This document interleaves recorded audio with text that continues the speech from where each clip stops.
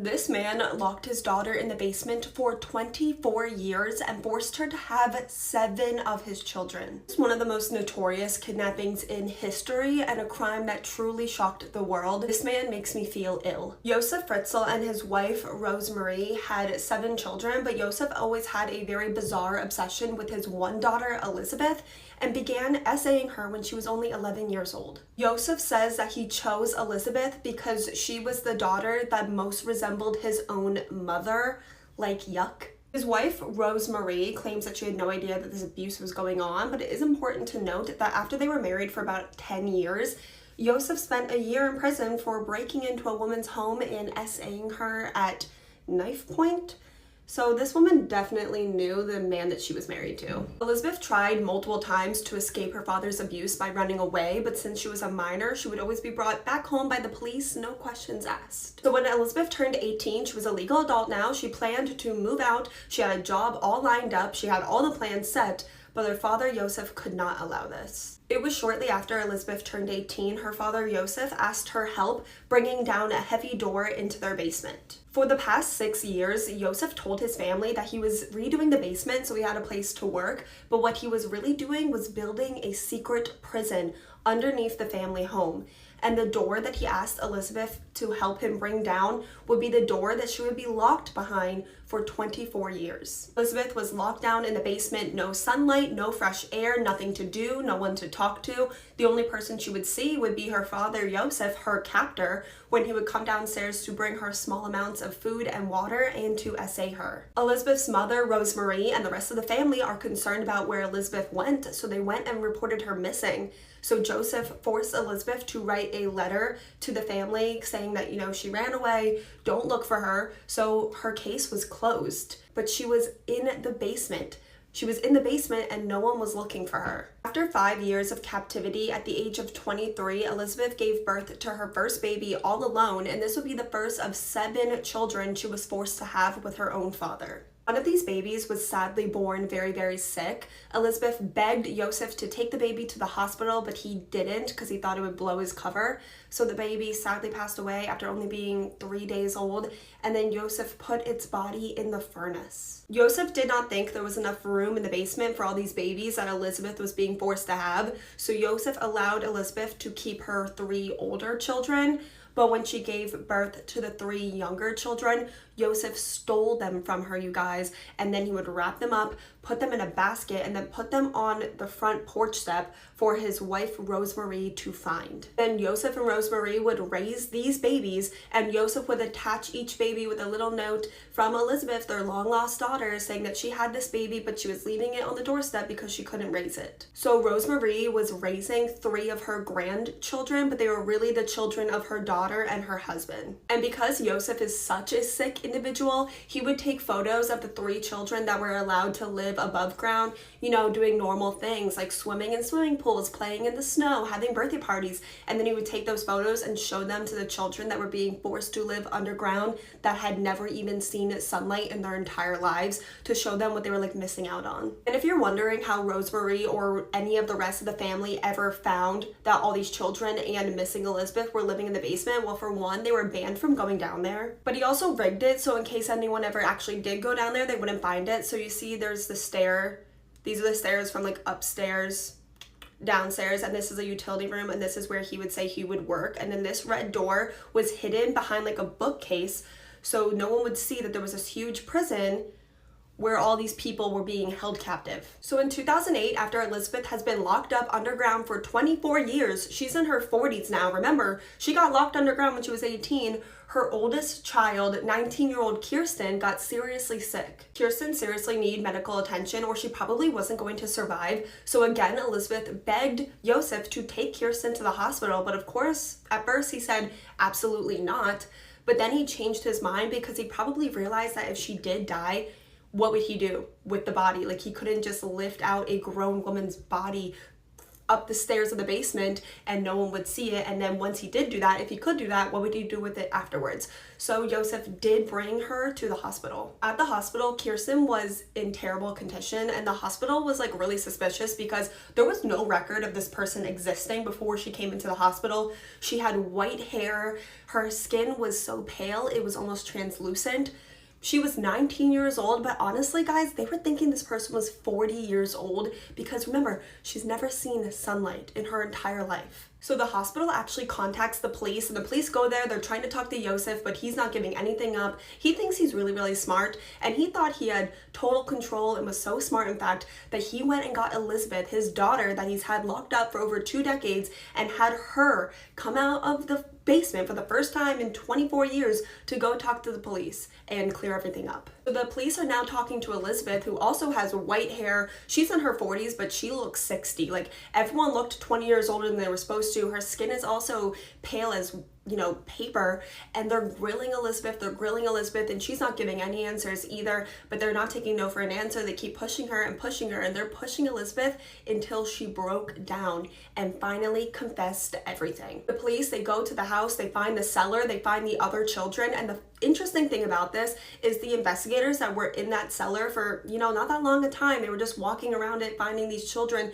They were so traumatized by the sight of this like prison that these people were being held captive in that many of them needed therapy after. So just think about these grown men just in this cellar, this basement, this prison for a small amount of time needing therapy. Imagine how messed up everyone else was that was locked in there their entire lives pretty much. Elizabeth was 18 years old when she went down. She was in there for 24 years. She spent more time in that basement than she did out of the basement.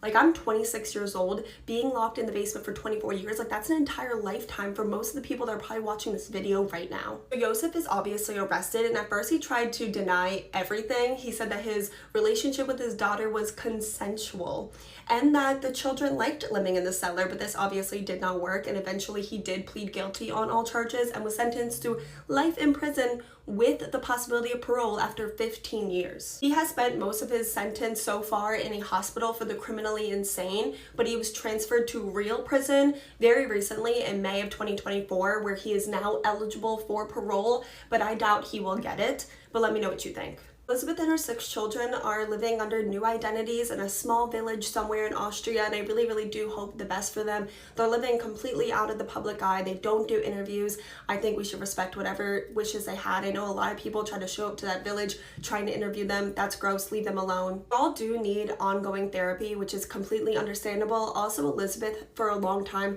held a lot of resentment against her mother, Rosemarie, which is also completely understandable. I'm really, really interested to hear from Rosemarie, though, if she ever does choose to do an interview, which I don't think she would, because I want to know what she thought when all this came to light and realizing that her missing daughter has been underground the entire time by the hands of her own husband. We do know that Elizabeth eventually did forgive her mother, and they apparently have a really, really strong, loving relationship, and I truly do hope the best for all of them. Please let me know all your thoughts on this case in the comments. You guys have been begging me to cover this case for the longest time. While you're in the comments, please let me know what case you want to see me cover next, and until then, I love you guys so much, and I will see you tomorrow.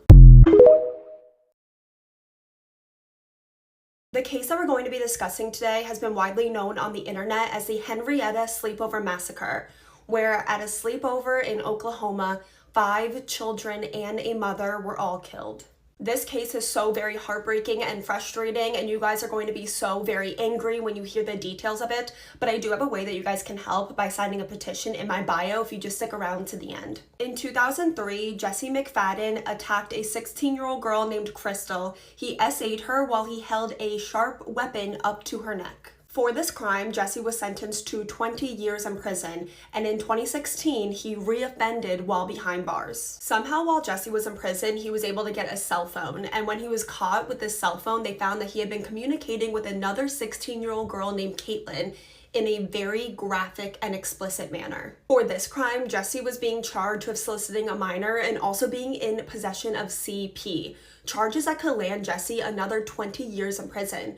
but his trial was being delayed multiple times. And for whatever reason, despite clearly showing that Jesse had not rehabilitated in prison, continued to reoffend while he was behind bars, and had also not even yet gone to trial for that additional crime he committed while he was in prison against another child, Jesse McFadden was released early. He was released 3 years early in October of 2020. And when Jesse McFadden was released, he was not on probation. He was out living free.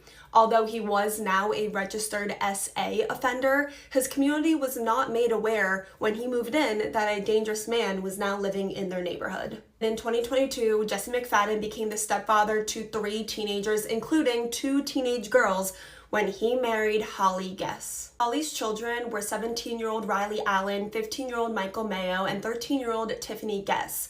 All 3 children had different biological fathers, but all of them referred to Tiffany's father, Joe, as their dad, since he pretty much raised all of them. He had been in Riley's life since she was 1 and had been in Michael's life his entire life, and even planned on adopting Riley and Michael even after he divorced their mother, Holly. As far as I know, Joe and Holly, despite now being divorced, were civil, and they had an agreement that if they were going to bring anyone into their children's lives, that person had to first be vetted by a background check.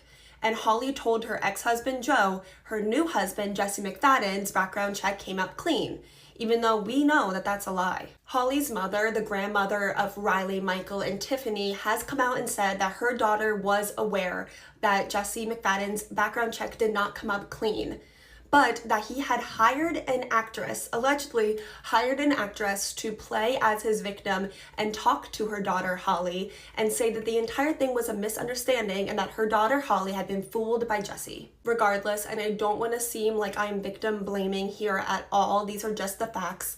Holly did lie to the father of her children that Jesse's background check came clean, and she even allowed the children of other parents to come over and stay the night at her house without telling them about her husband's criminal background. Which brings us to the weekend of April 28th, 2023. 13-year-old Tiffany invited her 2 best friends, 14-year-old Ivy Webster and 15-year-old Brittany Brewer, to come and sleep over at her house for the weekend.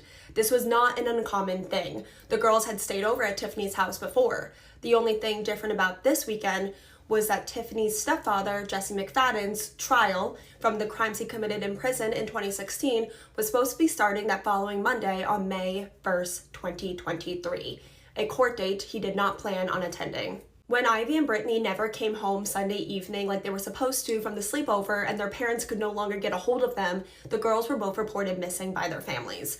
The situation even got more terrifying when Jesse McFadden never showed up for his court date the following day.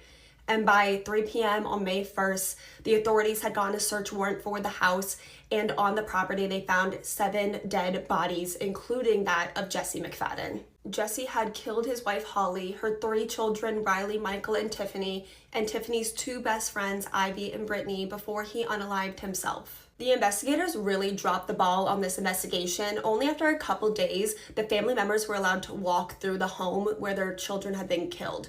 Not only did the family members find evidence that the investigators had missed, but they were left to see this terrible scene of what their children's final moments were like. In the home were several beds and other pieces of furniture that had restraints, chains, and padlocks attached to them. There were graphic adult toys and also hard substances in various rooms. We do know that Ivy and Brittany were both SA'd, and it does appear that everyone in the house was tortured. For how long, we do not know. And it was proven that some of those items, including the padlocks, had been purchased by Jesse just a few days prior to this mass murder, proving that this was something that he had planned. And also Joe, Tiffany's father, and the man that also raised Riley and Michael, found out that all of his children were dead via a Facebook post. The authorities could not even bother to have given him a call. The way that the justice system handled a criminal like Jesse McFadden is appalling. It's the most catastrophic failure that I've read about in a very long time. Ivy Webster's mother, Ashley, is very active on this app. I do have her tagged below. If you guys want to go over there and show her some love and support, I think she would really, really appreciate that. She is actively trying to spread her daughter's story, as well as trying to spread awareness to other families and other young girls that there are men like Jesse McFadden out there. Ivy's family also had a petition, which I talked about a little bit in the beginning of my video. With this petition, they're trying to have a law passed that they called Knight's Law. This was named after the mascot at the school district that all the 5 children attended. With this law, they are trying to have stricter laws and stricter sentences against predators that commit crimes against children, as well as getting more education to law enforcement officers, educators, and welfare agents. I strongly encourage all of you guys to click the link in my bio. You'll see it right there at the top and sign that petition. I wholeheartedly support Ivy's family and what they're trying to do, and also wholeheartedly support Knight's Law. So thank you so much in advance for signing that petition. Before all of their lives were stolen, Holly's mother describes her daughter as a beautiful woman who truly did love her children. Riley was described as an extremely artistic and creative girl with dreams of being an artist or a doctor one day. Michael was described as being very athletic. He also really enjoyed video games like most teenage boys do, and he also had an interest in engineering. Tiffany was said to be extremely smart and sweet, and she loved cross-country and choir. Brittany was an extremely outgoing girl. She never knew a stranger, and she had dreams of being a teacher when she grew up. And Ivy's mother, who I got to speak to today, described her daughter Ivy as being incredibly sweet. She loved animals of all kinds, and she wanted to work with animals one day. She loved to play softball. She loved to watch horror movies, and she really could not wait to one day travel the world. A lot of people don't know this, but there are free websites and free services that will show you every single SA offender in your area. This is something that every parent needs to know. Like familywatchdog.us, they will show you every offender. They'll show you their name, their photo, what they did, and they categorize it. All of the red dots are people that committed crimes against children. You can also sign up for free notifications that will show you when offenders move and move out of your area. Also, please do not forget to sign that Knight's Law petition. I have it in my bio. It's right at the top. You will not be able to miss it. Thank you guys so much in advance. Thank you so much for listening to this case today, for listening to Holly, Riley, Michael, Tiffany, Ivy, and Brittany's story. I love you guys so, so much and what you allow me to do with this huge platform you've given me, and I will see you tomorrow. Did Scott Peterson kill his pregnant wife, Laci Peterson? This is a very well-known case. It's very controversial as well. There's a lot of people that think Scott Peterson is innocent or Scott Peterson is guilty. It's been getting a lot of attention again because Netflix just put out a new docuseries. Peacock has a documentary coming out tomorrow, I'm pretty sure. You guys have been asking me nonstop for my thoughts lately, so we are jumping right in. Scott and Laci Peterson were really like that couple. I know you know the type. They're the perfect couple. Scott was a handsome all-American golden boy.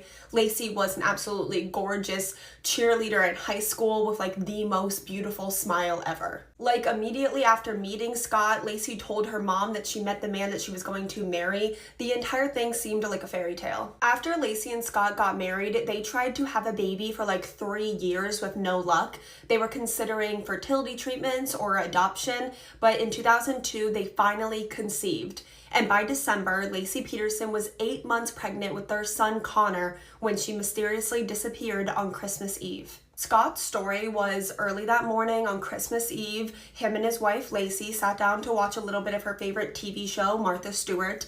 Laci had plans to go shopping that day, to do some cleaning, to bake cookies, and take their dog for a walk. And Scott says early that morning he left to go golfing alone. And I know we're all thinking it, leaving your very pregnant wife on Christmas Eve to go golfing alone is a little strange, but let's keep going. So Scott told his wife that he was going golfing that day, but after he left, he decided it was a little too cold to go golfing, so he decided to take his brand new boat out fishing, again, alone. A few of their neighbors claim that they saw Laci walking their dog that morning. That fits with Scott's story. But then around 10 a.m., a neighbor just sees their dog walking around alone, but he still has his leash on.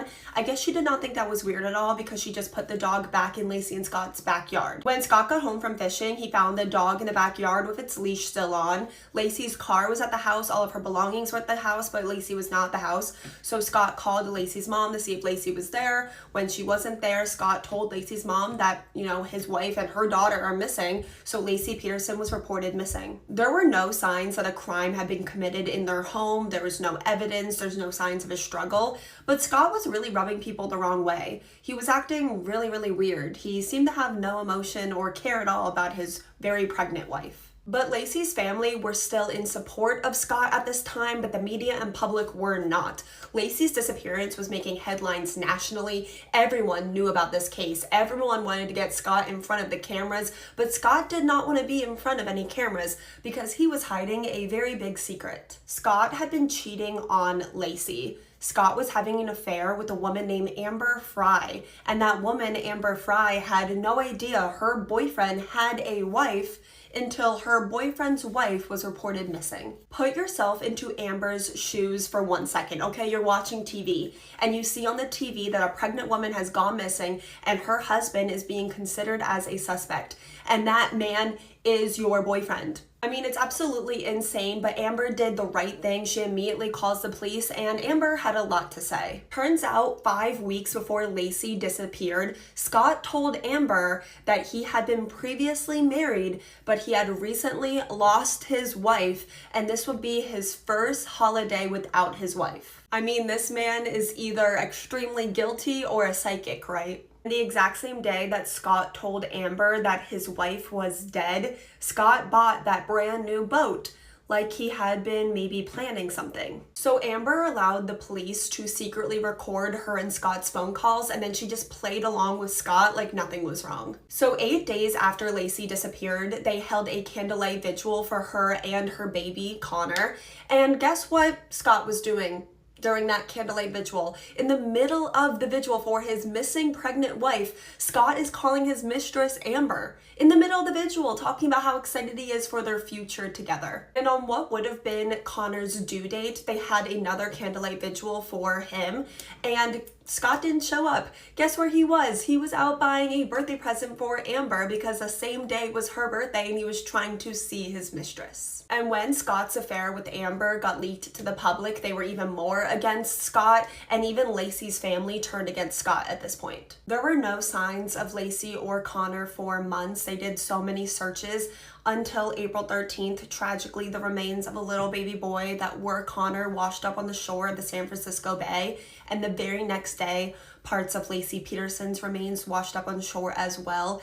And this was the exact same area that Scott says he took out his boat fishing the day that Lacey disappeared. And only 4 days later, Scott was arrested for the murder of his wife and unborn child. And guess where Scott was when he got arrested? Only 4 days later, after his wife and his son's bodies were found, Scott was at the golf course.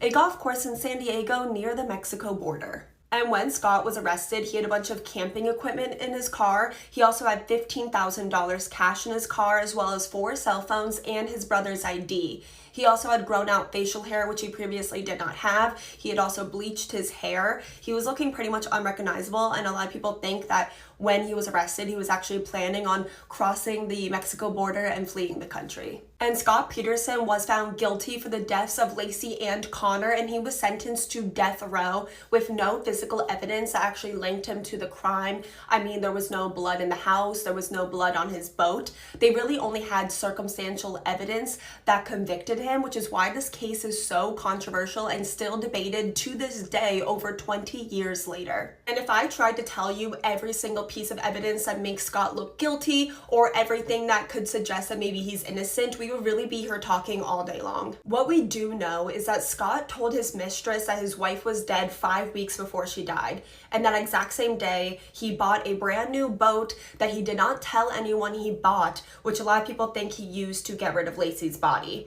And the same area that he says he was the day that she disappeared was where her and her unborn baby's body were later found. And right before Lacey disappeared, Scott made 5 homemade anchors for his boat with concrete, and after Lacey disappeared, 4 were missing.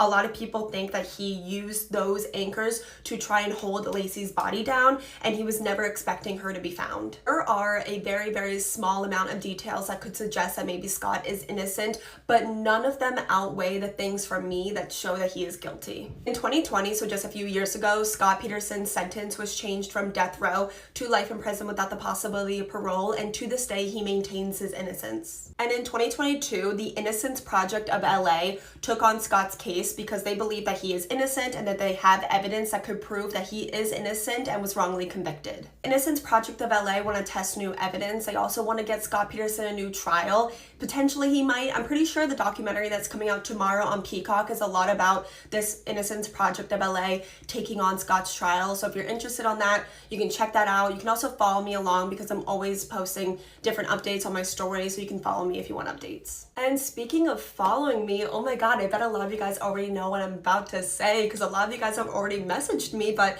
today I hit 1 million followers here on TikTok, which is absolutely insane. Thank you guys so much. I never thought this would happen.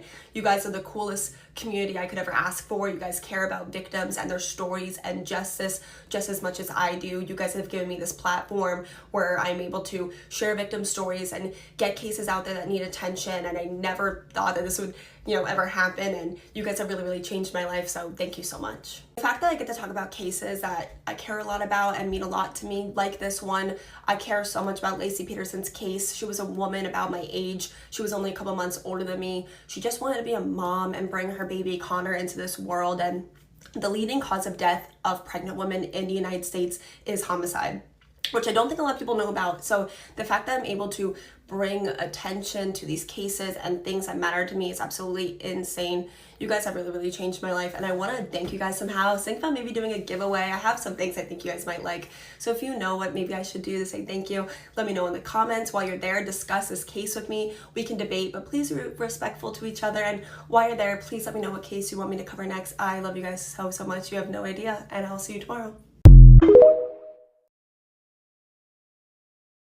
Did this man kill his entire family because the haunted house he was living in made him do it? There's two families we're going to be talking about today, the Defoe family and the Lutz family, but we're going to start with the Defoes. On November 13th, 1974, their oldest son, 23-year-old Ronnie, ran into his local bar that was just down the street from his family's home, frantically screaming that he found both of his parents shot dead in the house. Tragically, it was not only Ronnie's parents that had been shot, his entire family was found dead in his home.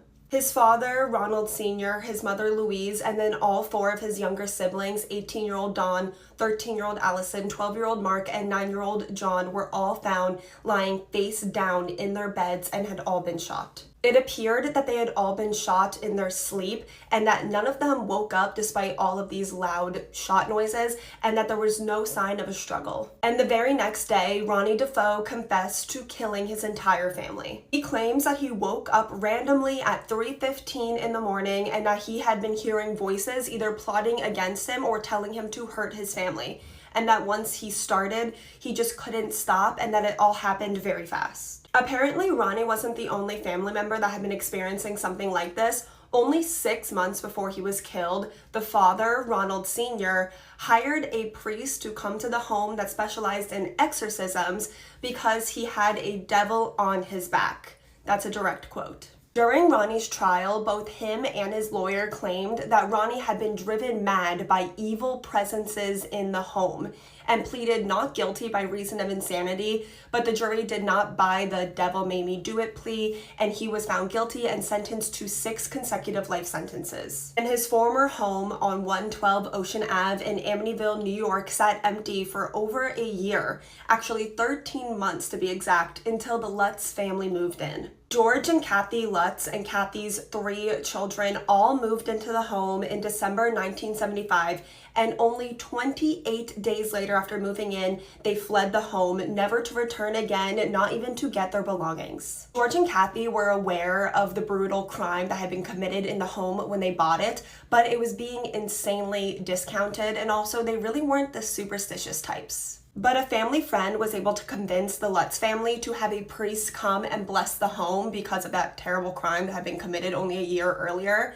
Reportedly, the priest sensed a sinister presence in one of the upstairs bedrooms and warned the family to not allow anyone to sleep in that room. And the Lutz family almost immediately started to experience some really odd things after moving into the house. Just to tell you guys a few of these experiences, there would be terrible smells in the home with no explanation where the smells are coming from.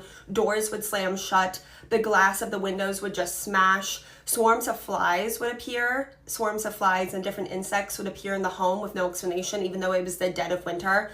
The daughter befriended a spirit named Jody, and all the children began to sleep face down in their stomachs, which they had never done before, and this was the way that all of the Defoe family were found in their beds the day that they were killed. And all of the family members' personalities began to change almost immediately after moving into the home, but what was ever affecting the family was mainly targeting the father, George. He became incredibly aggressive. He would obsessively sit in front of the fireplace for hours because he was constantly cold. And George also says that he would randomly wake up at 3:15 in the morning every single night, the exact same time that Ronnie Dafoe woke up to kill his entire family. And after only living in the house for 28 days, so less than a standard month, the Lutz family fled the home, never to return again, not even to get their belongings, including their brand new boat that they had just bought, and also George's custom motorcycles, which were apparently his prized possessions. And George and Kathy Lutz refused to ever speak about what happened that final night that they had in the house that forced them to flee,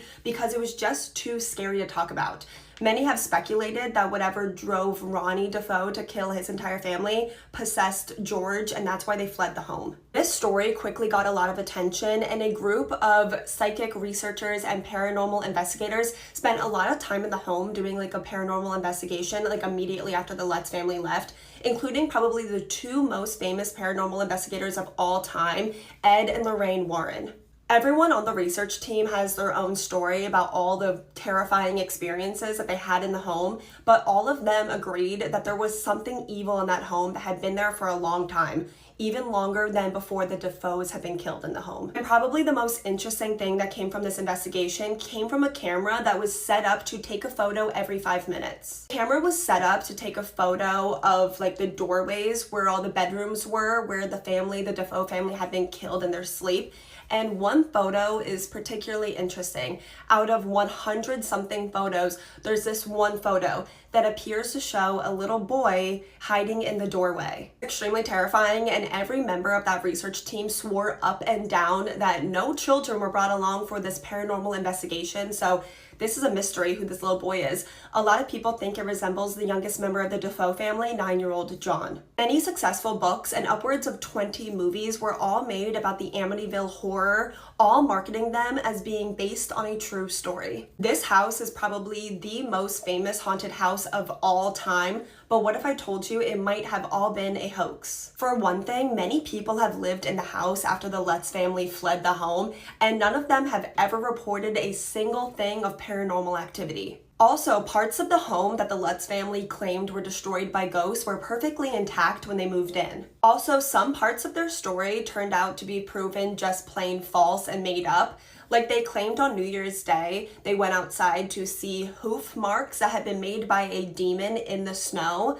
Turns out there was no snow on the ground on that day in Amityville, New York. Also, years later, Ronnie Dafoe's lawyer, William Weber, came out and said that the entire thing was a hoax, and he brainstormed the entire thing with the Lutz family because William Weber was planning on writing a book about it. In the Lutz's family defense, though, William Weber only ever met with the Lutz family after they already fled the home after living in it for 28 days, so it's not like this was planned beforehand. Also, William Weber only met up with the Lutz family because he wanted to write a book, but he planned to give some of the profits from the book to his client, Ronnie Dafoe, that killed his entire family, and the Lutzes were not okay with that, so they actually ended up selling their story to a different author, and his book became incredibly successful. It sold millions of copies.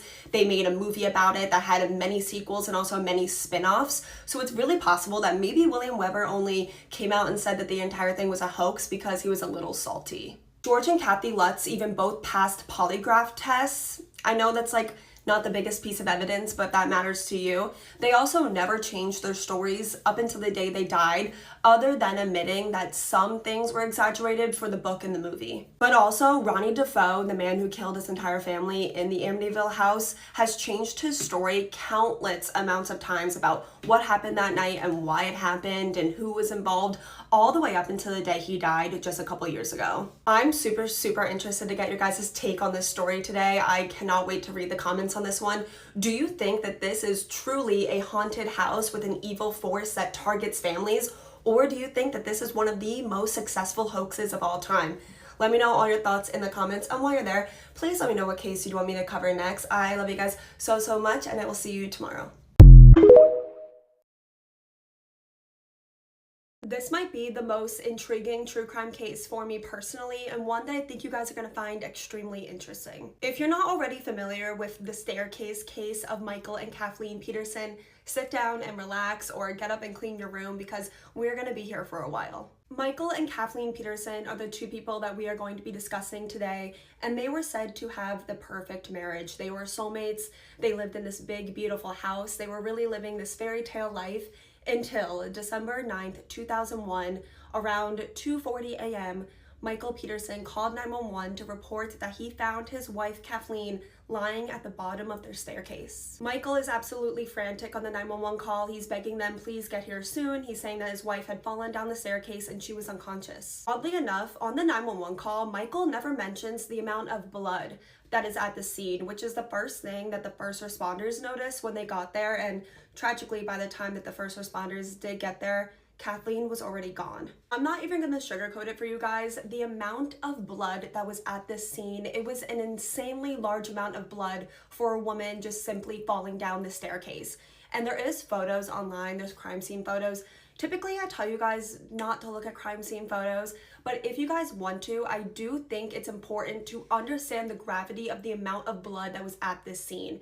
It was said that there was over 10,000 blood splatters on the staircase and on the walls. The police on the scene were really suspicious of Michael immediately for more reasons than one. For one thing, Michael's story of events that night is kind of unbelievable. He says that him and his wife Kathleen sat down and they watched a movie, and the movie ended around 11 p.m. The two of them went outside to share some wine by the pool, and then sometime around midnight or before midnight, Kathleen went inside, and then Michael stayed outside for about 2 or 3 hours alone. But it was December, and it was nighttime, and he was only wearing a t-shirt and shorts, which is, I don't know, kind of weird to be sitting outside for 2 to 3 hours in the cold in just a t-shirt, but I digress. He then says that he went inside around 2:30, 2:40 in the morning, where he found his wife lying at the bottom of the staircase before calling 911. It's an odd timeline for sure, but even more suspicious was the blood.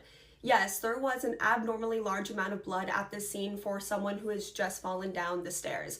But there was also blood found inside of Michael's shorts that he was wearing. A bloody footprint was also found on Kathleen's sweatpants that matched one of Michael's shoes, but he says that he was barefoot for the entire night. And probably the second most suspicious piece of evidence in this case is after the police did a luminol test. I'm sure you guys know what luminol is, but if you don't, it's a chemical that will show where blood has been, even if someone attempts to clean it up.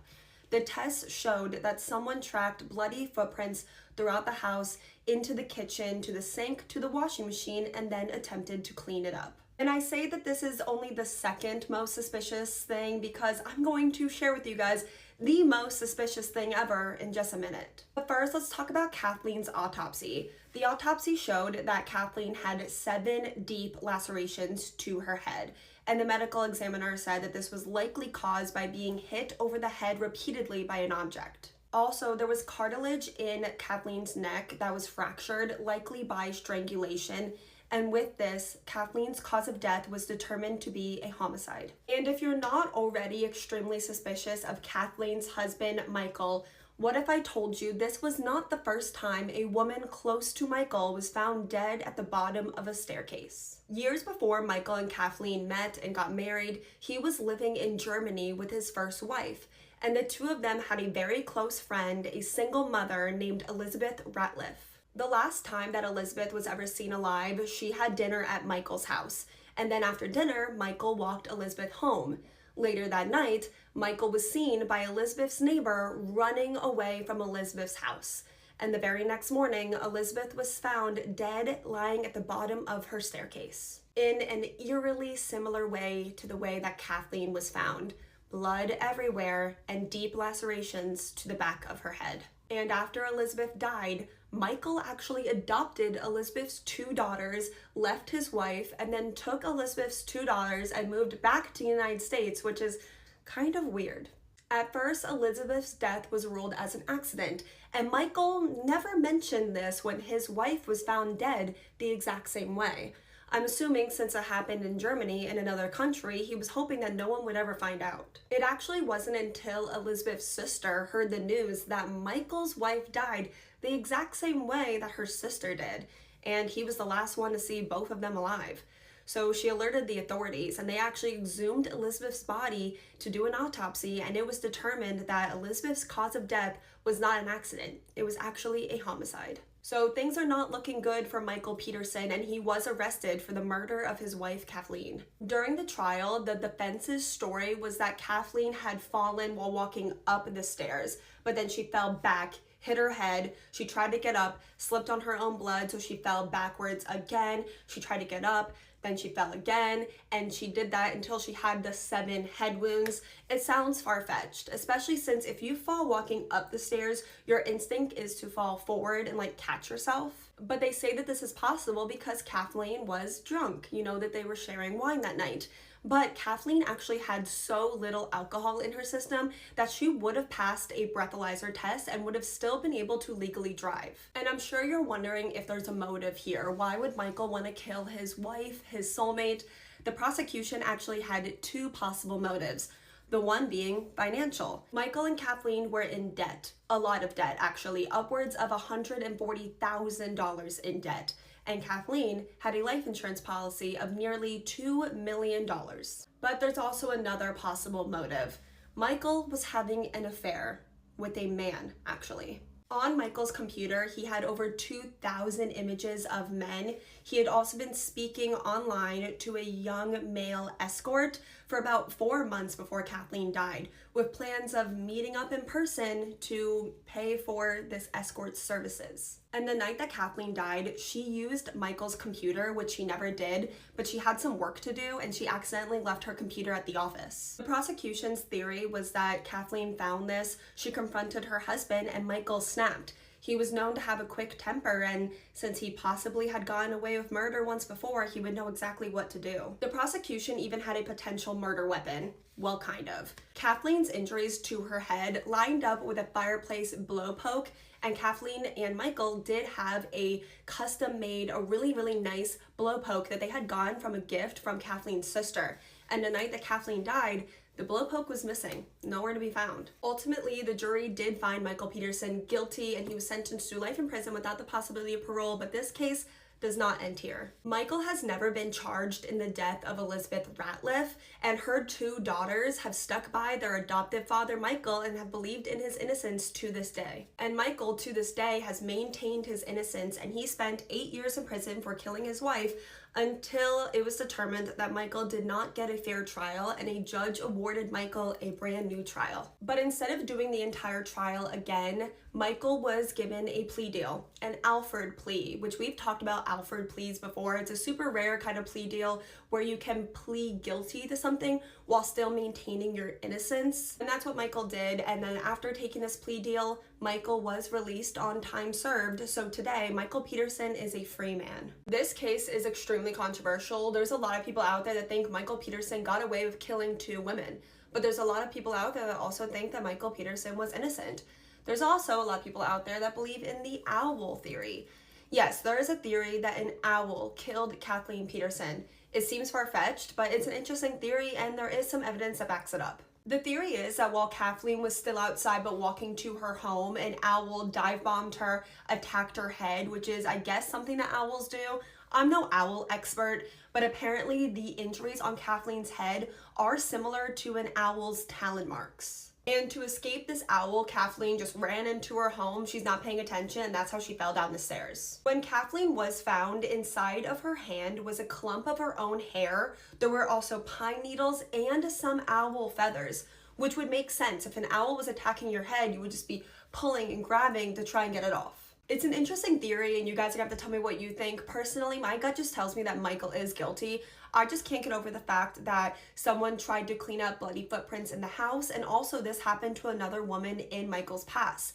And he was also seen running from her house the day that it happened. Today, Michael Peterson is a free man, and this case remains a mystery. I'm really looking forward to get all your guys' take on this case. I'm sure there's going to be a lot of interesting conversation in the comments. You guys are always coming up with theories I would never put together in my head, so definitely leave all your thoughts, theories, questions in the comment section. And while you're there, let me know what case you want to see me cover next. I love you guys so much, and I will see you tomorrow.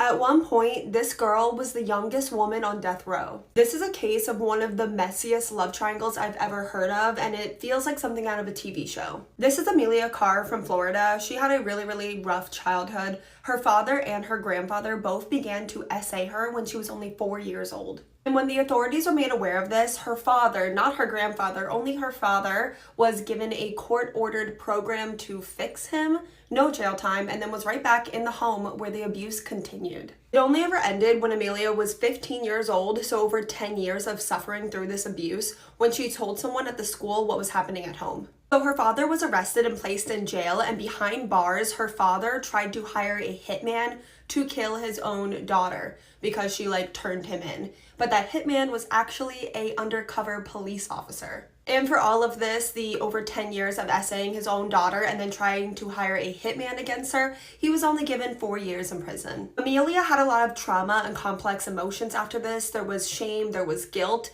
She was always this really brilliant child. She had an extremely high IQ. She was an honor roll student, but she dropped out of high school. She ran away from home. She got pregnant with her first child when she was only 17 years old. And then by the time she was 21 years old, she was a single mother of 3 children. And now this is where that messy love triangle I told you about comes into play. So Amelia was in an on-again, off-again relationship with her youngest child's father, a guy named Jamie, and Jamie had a new best friend, a guy who had just moved to Florida named Josh. Josh had just moved to Florida with his long-term girlfriend, his high school sweetheart named Heather. Josh and Heather had a child together. The relationship was really good. They were like this little family until Josh got addicted to a substance called crystal. Crystal. His personality completely changed, so they moved to Florida for a fresh new start, but shortly after they moved to Florida, Heather got pregnant again. Well, Josh was not happy about this, so he actually started cheating on his pregnant girlfriend with his best friend Jamie's girlfriend, Amelia. You see how this starts to get messy? It gets worse. Well, Heather found out that Josh was cheating on her with Amelia, and so began this terrible cycle where Josh and Heather would break up, so he would go be with Amelia, and then he would leave Amelia to go back to Heather, and then Heather and Josh would break up again, so he would go date Amelia, he would leave her to be with Heather, and so on and so forth, and this would continue for over 2 years. Allegedly, at one point, they were even in a throuple. Well, at some point, Heather has enough of this headache, so she dumps Josh. She starts dating a new guy. He's a good guy. She's in a healthy, stable relationship for once, but Josh cannot let her go. Josh begins stalking Heather. He's threatening her and her new boyfriend, but the entire time that Josh is harassing his ex-girlfriend, Heather, he's dating Amelia. He even gets Amelia pregnant and proposes to her.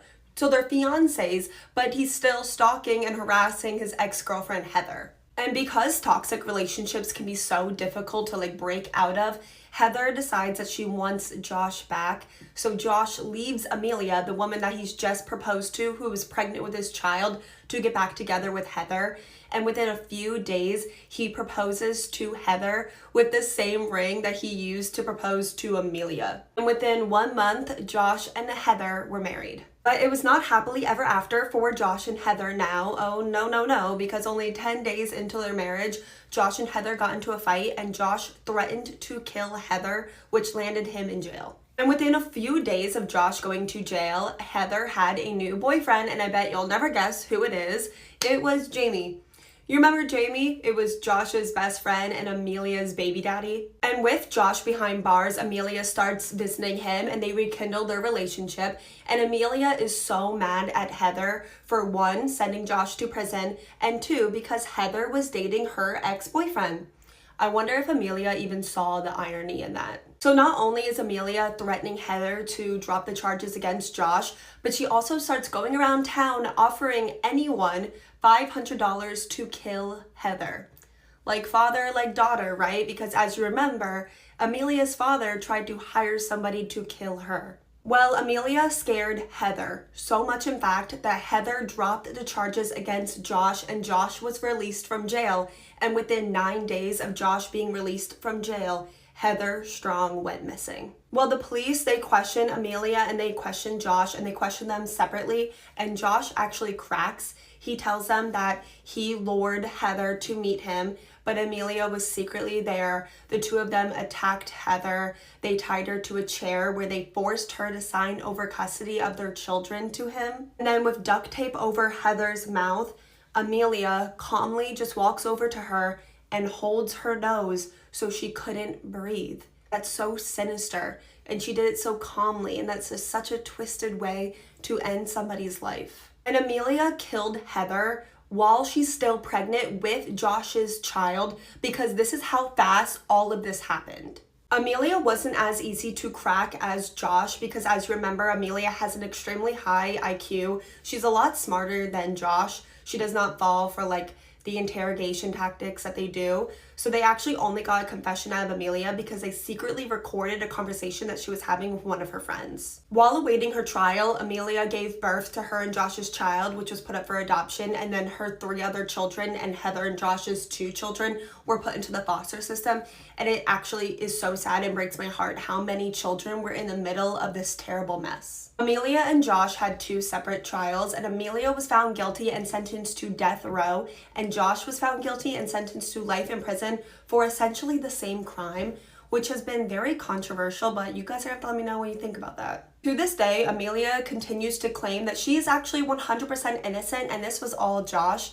And in 2017, her sentence was actually switched to life in prison without the possibility of parole. This case was absolutely crazy, and I have a lot I want to say at the end here. For one, I hope I don't see any comments of people victim blaming Heather because she continued to stay with Josh and go back to him. As someone that was in a toxic relationship for a really, really long time, I know how hard it is to like finally get out of it. And I'm sure a lot of people watching it can sympathize and empathize with Heather in this situation. If you or someone you know are in a toxic relationship and you are scared, just know that you are not alone and there are a lot of resources out there that can help you. Heather Strong is not responsible for what happened to her. It is not her fault. There's only 2 people that are to blame to what happened to Heather, and they are exactly where they need to be. I know this was a really complicated case to follow, but you guys are always telling me that I'm really good at being able to make cases make sense for you guys to follow. So hope you felt that way in this case, because Heather Strong's story was something I really wanted to talk about today, and also about like domestic violence and toxic relationships. If you guys listened to Heather Strong's story, thank you guys so much for staying here, because I know it was a long video. Let me know all your guys' thoughts in the comments, and while you're there, please tell me what case you want to see me cover next. I love you guys so much, and I will see you tomorrow. They called this man the Toy Box Killer, and he might be one of the most terrifying men I ever had the misfortune of reading about. And now you're gonna know all about him too. David Parker Ray had been having dark fantasies of hurting women and just doing the most terrible things to them as young as when he was only 9 years old. He is a textbook sadist, which makes him one of the most terrifying people out there, because when he hurt women, he did it because he enjoyed it. Like deeply enjoyed it. David Parker Ray is known as the Toy Box Killer because he had this trailer in his backyard that he called the Toy Box, that he filled with everything and anything that could cause the most unspeakable pain to his victims. And he spent like over $100,000 on the items inside of his toy box, so there were a lot of things in there. He would kidnap young women to keep in his toy box, and then once they were in his toy box, he would play them a tape recording where he would explain in graphic detail everything that he planned to do to them. Is that not the most terrifying thing you've ever heard? And this tape recording is online if you want to go hear it, but do it at your own risk because it is deeply disturbing. In his toy box, he also had a chair, like a chair that you would find at the Lady Doctor.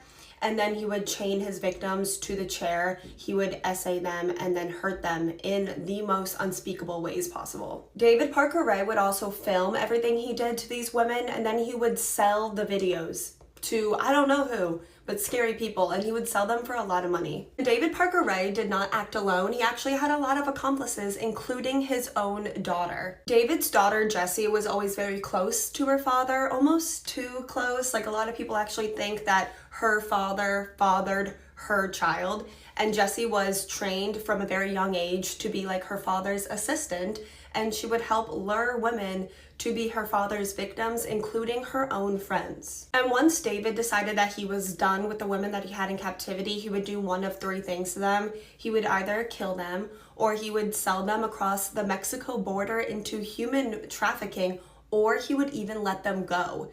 He would let them go on a remote country back road, and they would never, come forward or turn him in the police, because he kept them so heavily sedated on a bunch of substances that they would not even remember a single thing. Some of his victims that he did let go ended up coming forward years later, after the memories came back years later.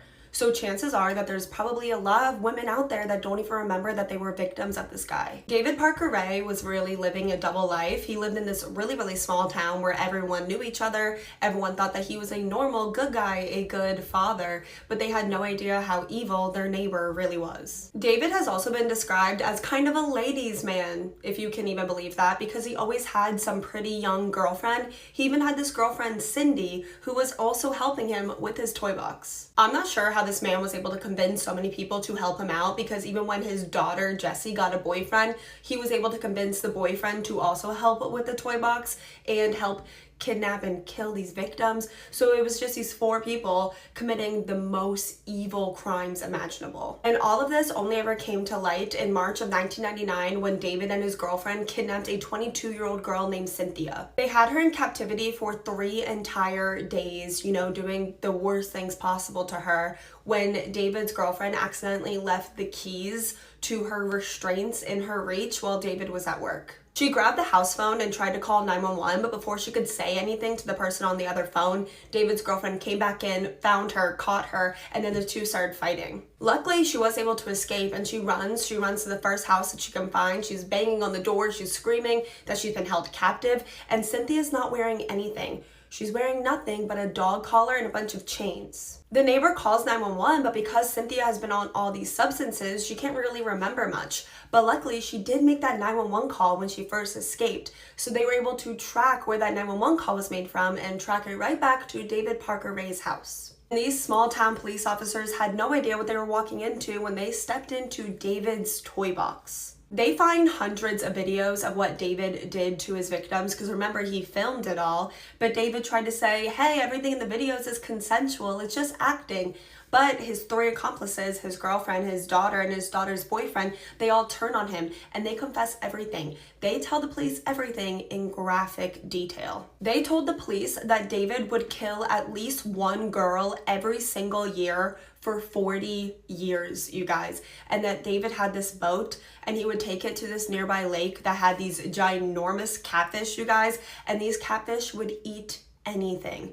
And that's how David would dispose of his victims. But unfortunately, because of this, they were not able to find a single one of David's victims' bodies. Even though it's believed that David killed at least 60 women, but probably more, and they had videotapes of him doing it, they were not able to charge him with a single one. For the crimes that they were able to find concrete evidence of, they were able to sentence David Parker Ray to 224 years in prison. But get this, after spending 1 day in prison, David Parker Ray had a heart attack and died. So he never even had to serve a prison sentence for all these terrible crimes that he committed. His 3 accomplices, his girlfriend Cindy, his daughter Jessie, and her boyfriend Roy, all spent only a couple years in prison before being released, so they're all out free somewhere in the world right now today. This is one of those terrible cases where you feel like there was no justice that was really gotten and there's no closure because of it, and it's just despicable. This man is so scary, and the fact that there's people like that out there gives me the chills. Please let me know all your guys' thoughts in the comments, and while you're there, please let me know what case you want to see me cover next. I love you guys so much, and I will see you guys tomorrow. Have you guys ever heard of Ethan Couch, the teenager that killed 4 people but got away with it because it was determined that he was just too rich to go to jail? It was June 15th, 2013, the day before Father's Day. 24-year-old Brianna Mitchell's car broke down on the side of the road right in front of the home of Eric and Holly Boyles. Their 21-year-old daughter Shelby was also at her parents' house. It was summer break, so she was there visiting them, especially since the next day was Father's Day. So all 3 of them came outside of their house to help Brianna with her broken down vehicle. And at the same time, youth pastor Brian Jennings was also driving down the same road, and he also pulled over to help. These were just good Samaritans just trying to help out a 24-year-old girl whose SUV had broken down when Ethan Couch came barreling down the road. So who is Ethan Couch? Ethan Couch is a spoiled, wealthy, entitled 16-year-old boy who had little to no parental supervision. That evening, Ethan and his friends decided to go to Walmart to steal beer. They had a huge party at Ethan's house. They're drinking beer, taking shots, playing games before Ethan decides that he's going to drive to a convenience store. Ethan and 7 other teenagers loaded into the back of Ethan's dad's truck. They're driving down the road. Ethan is speeding. He's swerving lanes. He's playing chicken with other cars in the road before swerving onto the shoulder and running over Brianna Mitchell, Pastor Brian Jennings, and Shelby and Holly Boyles. All 4 people did tragically pass away, and one of Ethan's friends was ejected from his vehicle and is now permanently paralyzed. He's unable to speak or move at all. And 16-year-old Ethan fled the scene. He just took off, but I guess he was so intoxicated he passed out drunk in a nearby ditch. It was determined that not only was Ethan using substances that night, but he was 3 times the legal limit when he crashed that car. Ethan was arrested. He was being charged as an adult, and they were seeking 20 years in prison. But get this, Ethan had some fancy lawyers that his rich parents paid for, and their defense strategy was that Ethan was suffering from affluenza, meaning that he was too rich to know right from wrong, so he could not be held responsible for this. And it worked. It worked, guys. Talk about rich white privilege, right? Ethan got away with killing 4 people and paralyzing someone for the rest of their lives and walked away with only probation. And he had to spend a teeny bit of time in a fancy, really fancy, nice rehab center that, guess what, was paid for by taxpayers' money, meaning that you paid for that. And after being released from rehab, Ethan went right back to partying. Ethan went to little house parties with his little high school friends, and videos of him partying were posted on social media, which was a huge violation of his probation. So Ethan knew that he was going to get in a lot of trouble. So guess what Ethan did? Just talk about great parenting, right? Ethan convinced his mom to flee the country to Mexico, where Ethan continued to party. He was only found and arrested after he placed a pizza delivery order from his cell phone, because I guess he's also too rich and too dumb to know that they could track his cell phone if you flee the country. After violating his probation and also fleeing the country, Ethan Couch was only sentenced to serve 2 years in prison before being released. So Ethan Couch is free right now. Spent 2 years in prison for killing 4 people, permanently paralyzing someone, violating his probation, and fleeing the country. It's also worth noting that affluenza is not something that is recognized as a real condition or a real defense strategy. This was just made up, and it's really upsetting because it now sets a precedent that other people will be able to use this in the future. Please let me know all your thoughts on this case in the comments, you guys, and I'm sure you guys' opinions are going to be really strong, and trust me, I'm right there with you. This is extremely frustrating. While you're in the comments, please tell me what case you want to see me cover next. I love you guys so much, and I will see you tomorrow. The teenager that threw her baby away in the hospital trash can. I'm sure at this point, most of you guys have heard of Alexi Trevizo, or at least have seen clips of her on social media, but there are some pretty recent updates to this case that I'm sure will disgust you just as much as they disgusted me. Before 2023, Alexi Trevizo was like any other teenage girl. She was a good girl. She never really got in any trouble. She had a high GPA. She already had gotten accepted into the New Mexico State University. She had a lot of friends. She had a long-term boyfriend she had been dating for well over 2 years. And Alexi was a cheerleader. On January 27th, 2023, Alexi had been in pain for almost 24 hours straight. Alexi had gotten sick at cheer practice that day, and when she went home, she still had this severe back pain and stomach pain, so her mother took her to the emergency room. I don't know if it's the same thing for men, but when women go to the hospital or the doctor, it's pretty standard procedure to be given a UA test. Well, this test came back that Alexi was pregnant. Alexi and her mother both look shocked when they're told that Alexi is pregnant, but Alexi is telling the hospital staff that that is actually impossible because she had never even done the deed before. Having a false pregnancy test is extremely rare, but it is possible, so the hospital staff gave Alexei a blood test just to be sure. While waiting for the results of the blood test, Alexei is seen on the hospital surveillance footage literally sprinting to the bathroom. Alexei's mother follows her to the bathroom. She's knocking on the door like, "Hey honey, are you okay?" And Alexei just tells her, "I'm fine, mom, I'll be out soon." But the hospital staff is extremely concerned for Alexei. She's been in the bathroom for a very long time at this point. They hear a lot of weird noises coming from the bathroom. They hear the toilet being flushed over and over and over again. They hear the water running, and they hear Alexei grabbing a bunch of paper towels from the paper towel dispenser. Hospital staff is on the other side of the door, and they're asking Alexei if she's okay, if she needs help, and she's not answering them. So they tell Alexei that they're going to be going and getting a key, and they're going to be unlocking that bathroom door and coming in because they're concerned for her. Well, when Alexei hears that the hospital staff is going to be unlocking the door and coming in, she opens the door. 19-year-old Alexei just walks calmly back to her hospital bed like nothing happened. The hospital staff go into the bathroom and there is blood everywhere, and that's when they found the little body of a baby that had been stuffed at the bottom of the trash can in a trash bag. A little full-term baby boy just stuffed in a trash bag, and he was sadly already gone, so the police were called, and that's where the body cam footage that has been spread on social media comes into play. We discovered a dead baby in the bathroom. Oh my gosh. I'm sorry. I came out and I didn't know what to do. Lexi, I told you about this. But it I was just asked you to tell me the truth. scared.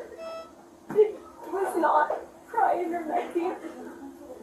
What did you do to it? Okay, stop right here. Alexei was only 19 years old. She was a senior in high school. She told them that the baby was born stillborn and it did not cry. She still had to be seen medically because she has just given birth before she was released from the hospital while they awaited to see what came of the baby's autopsy. And it was determined that his cause of death was asphyxiation from being put in that trash bag and not being able to breathe. And then on May 10th, a little over 4 months later, the police came to Alexei's house to arrest her. And Alexei's mother is pissed. She's arguing with the police officers. She does not want them going inside, and she definitely does not want them arresting her daughter. And they're telling her, "We are here to arrest your daughter for homicide and tampering with evidence charges." And her mom looks so upset, and she's so concerned about the tampering with evidence charge. Homicide. Open count of homicide. And tampering with evidence. Tampering with evidence? Yes. At the hospital? Yes. So, can we see her now? She was released 6 days later, awaiting trial on a $100,000 bond, and after she was released, she hung out with friends and she went to prom. Her trial was meant to start this month, actually in only a couple days, but it was delayed, and hopefully it's going to start in October. Alexei's lawyer not only claims that the baby was born stillborn, but that Alexei actually had no idea that she was pregnant, and get this, her lawyer also claims that this is all the hospital's fault and that the hospital failed Alexei and her baby. And Alexei and her lawyer actually extremely recently sued the hospital for the wrongful death of her baby because Alexei should have never been able to go into the bathroom in the first place. That's what they're saying. This is very confusing to me personally because the hospital staff was trying to get into the bathroom to help her for over 20 minutes. But let me know what you guys think. Personally, I do not think that this lawsuit is going to go anywhere, and this is just like some kind of defense strategy that they came up with. This lawsuit is even more disgusting because the hospital staff that day is extremely traumatized because of this.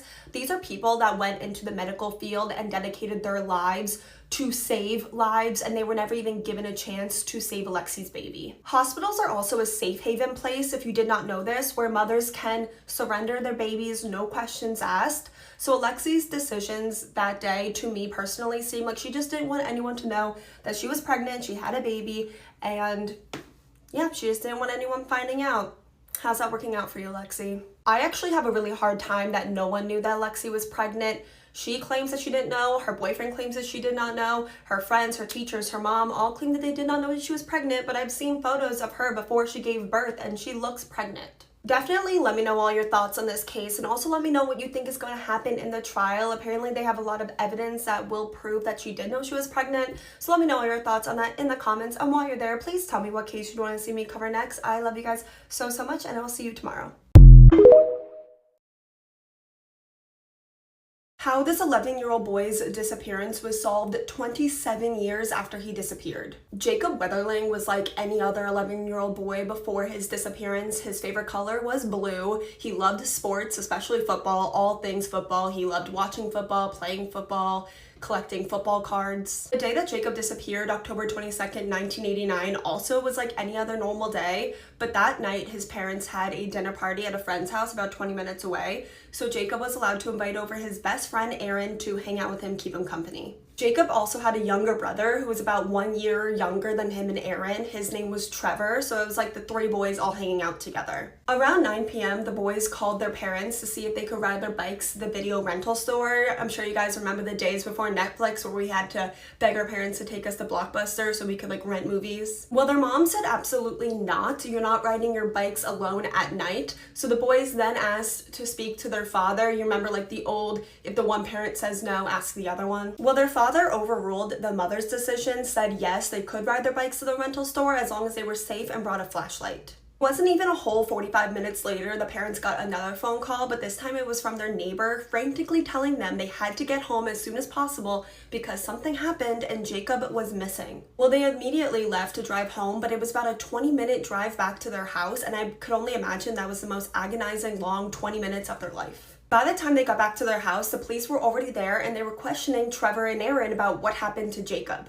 The boys said that they were riding back from the video rental store when they were stopped by a man in a black mask who had a weapon.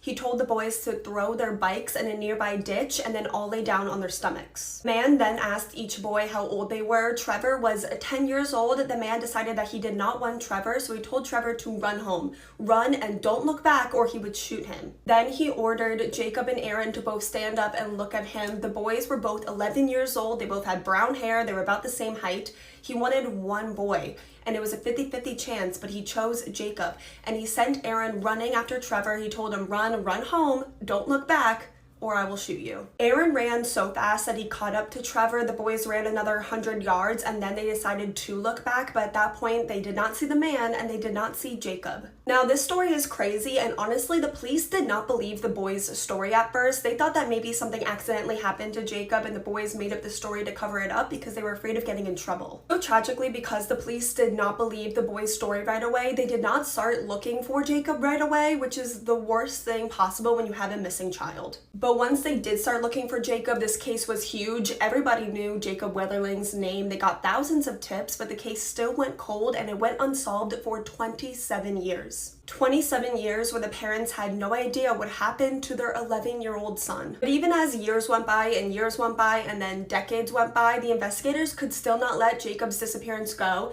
and they actually uncovered that only a few months before Jacob disappeared, another boy was kidnapped. His name was Jared, and he was only 1 year older than Jacob, and the two stories were so similar that they had to have been committed by the same person. The man who kidnapped the other boy, Jared, took him from a similar area that Jacob disappeared. He took him into his car where he essayed him, and then afterwards he let Jared go. He told him to run home, don't look back or I will shoot you. It's the exact same story that Trevor and Aaron told the police the day that Jacob disappeared. There was DNA uncovered on Jared's shirt, but they could not match it to anyone for 26 years when they finally got a DNA match, and it belonged to a man named Danny Heinrich. Danny Heinrich was 26 years old back in 1989 when Jacob and Jared both disappeared. He was even questioned when Jacob Weatherling disappeared, but they didn't have any evidence against him. Unfortunately, the statute of limitations for the kidnap and essay of Jared had already passed, so Jared would not get any justice, but they were hoping that they could link Danny Heinrich to Jacob Weatherling. So they searched Danny's house to try and get something on him, and they found a mountain of something. They found so much child essay photos and videos, and they actually charged him with 25 counts of having this material in his possession. And then the police offered Danny Heinrich probably one of the most controversial plea deals in true crime history. I can't even lie or sugarcoat it, you guys are going to be extremely pissed off. They told Danny that if he made a full confession about what happened to Jacob and also showed them where he put Jacob's body, they would not charge him with killing 11-year-old Jacob Weatherling, and instead of charging him with having 25 counts of child essay photos and videos, they would only charge him with 1 count. So that's what piece of shit Danny Heinrich did, and after 27 years, Jacob Weatherling's body was finally found. I can't even to begin the emotions that Jacob Weatherling's family had. I don't even think there's a word for it. Like, bittersweet does not even cut it. On one hand, they finally have answers about what happened to their son, but now they know for 100% certain that Jacob will never be coming back. The night that Jacob disappeared, Danny said that he saw the boys riding to the video store, so he hid and waited for them to be coming back. When he kidnapped Jacob, he handcuffed him in his car where he did SA him, and Jacob was asking him, what did I do wrong? Danny said that he planned to let Jacob go like he did all the other boys, but he saw a police car drive by. This was completely unrelated because remember at first the police were not searching for Jacob because they thought that the boy's story was a lie, but it scared Danny, he panicked, and he shot Jacob. Due to the plea deal, Danny Heinrich essentially got away with murdering 11-year-old Jacob Weatherling. He was sentenced to 20 years in prison with a chance of early release if he has good behavior. This case is absolutely frustrating and heart-shattering. Let me know all your guys' thoughts in the comments, guys. And while you're there, let me know what case you want to see me cover next. I love you guys so much, and I will see you tomorrow. This little girl was kidnapped by this man who said that he was the chosen one by God and God wanted them to get married. If you haven't already heard of the kidnapping of Elizabeth Smart, then just buckle up, settle down, because this is going to be a wild one. Elizabeth Smart was only 14 years old when she was kidnapped. Up until then, she was living a really great life. She had a great family. She lived in a nice big house in Salt Lake City, Utah. Her family was Mormon, and religion was really important to her family and to Elizabeth. It was June 5th, 2002. Elizabeth and her younger sister, 9-year-old Mary Catherine, went to bed. The two of them shared a bedroom, and in the middle of the night, Elizabeth woke up to a strange man standing over her with a sharp weapon to her neck, and he told her, "Get out of bed, come with me, don't make a sound, or I will kill your entire family." At first, Elizabeth thinks that this is a dream, but she quickly realized that this is actually a living nightmare. She sees her little sister, Mary Catherine, in the bed next to her. She doesn't want to, scare her, have her whole family killed, so she complied with the man and he walked her out of her front door. The man guides Elizabeth to walk up a nearby mountain where he already had a campsite waiting for her, and at this point Elizabeth just tells him, "Please just kill me and get this over with." But he just gave her this really weird smile and said, "I'm not going to kill you yet." And it was around this point that Elizabeth realizes that she knows this man. She recognizes the man who has just kidnapped her. This man was Brian Mitchell, a total Jesus wannabe. He wore long white robes, he had long hair, long beard. He thought that he was a prophet, the chosen one by God, and that he was speaking to God. 7 months before Brian kidnapped Elizabeth, her mom and her younger sister were out shopping, and Brian came over to them asking them for some money.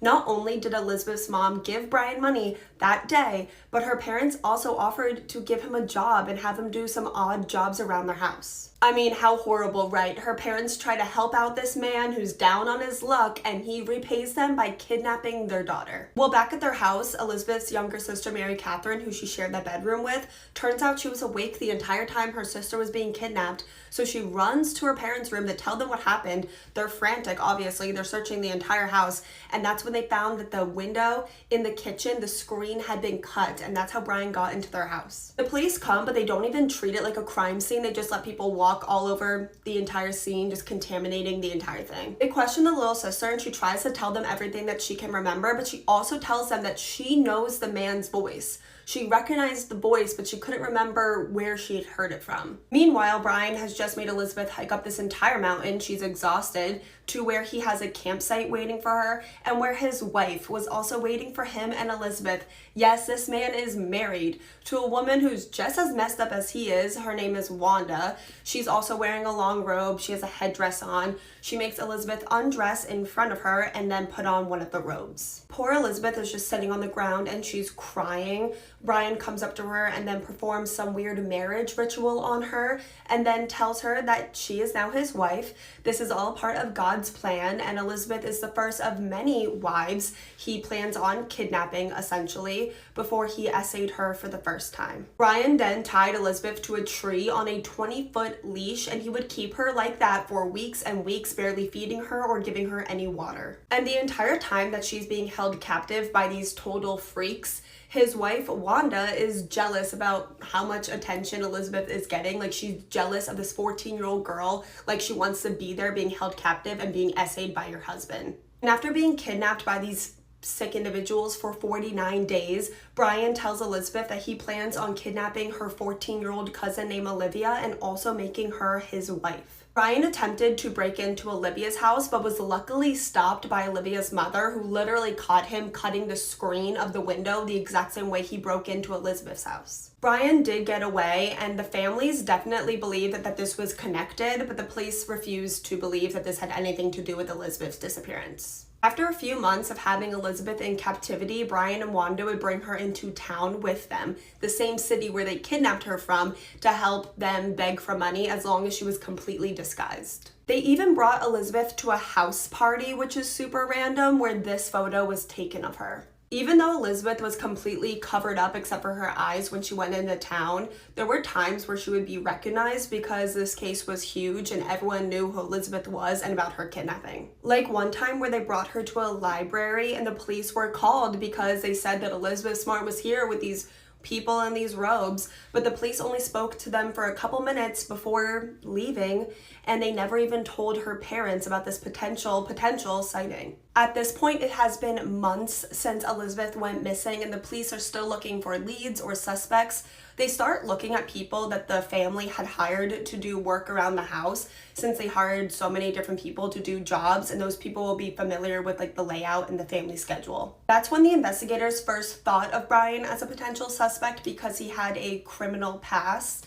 But instead of looking for Brian to try and question him, the police became fixated on one suspect, a local handyman named Richard Reese. They had no evidence against this man, Richard, but they were convinced that he was guilty. They would interrogate him intensely. They ran this man's name through the mud up until the day he died of a brain hemorrhage. And the police were so convinced that Richard was guilty of not only kidnapping but killing Elizabeth, even though they had no body and no evidence that she was dead, that they actually tried to close the case when Richard died. Luckily, they didn't, and then one night, Elizabeth's little sister, Mary Catherine, was just lying in bed, and then it just comes to her. She remembered how she recognized the man's voice that had kidnapped her sister. It just came to her with no explanation. She runs, she tells her parents that it was Brian Mitchell that kidnapped her sister, the homeless man that they gave $5 to that came and worked on their house at one time. And I do not know what's up with the cops in this case, but at first they literally refused to release Brian's name and photo to the public to keep an eye out for this guy. He might have a connection to Elizabeth Smart's disappearance. But once they finally did release it, Elizabeth Smart was found 9 months after she had been kidnapped. 2 separate calls came into 911 that Brian Mitchell was seen with a young girl at Walmart. They surrounded this Walmart. Brian had Elizabeth wearing this really terrible disguise, I'm not gonna lie.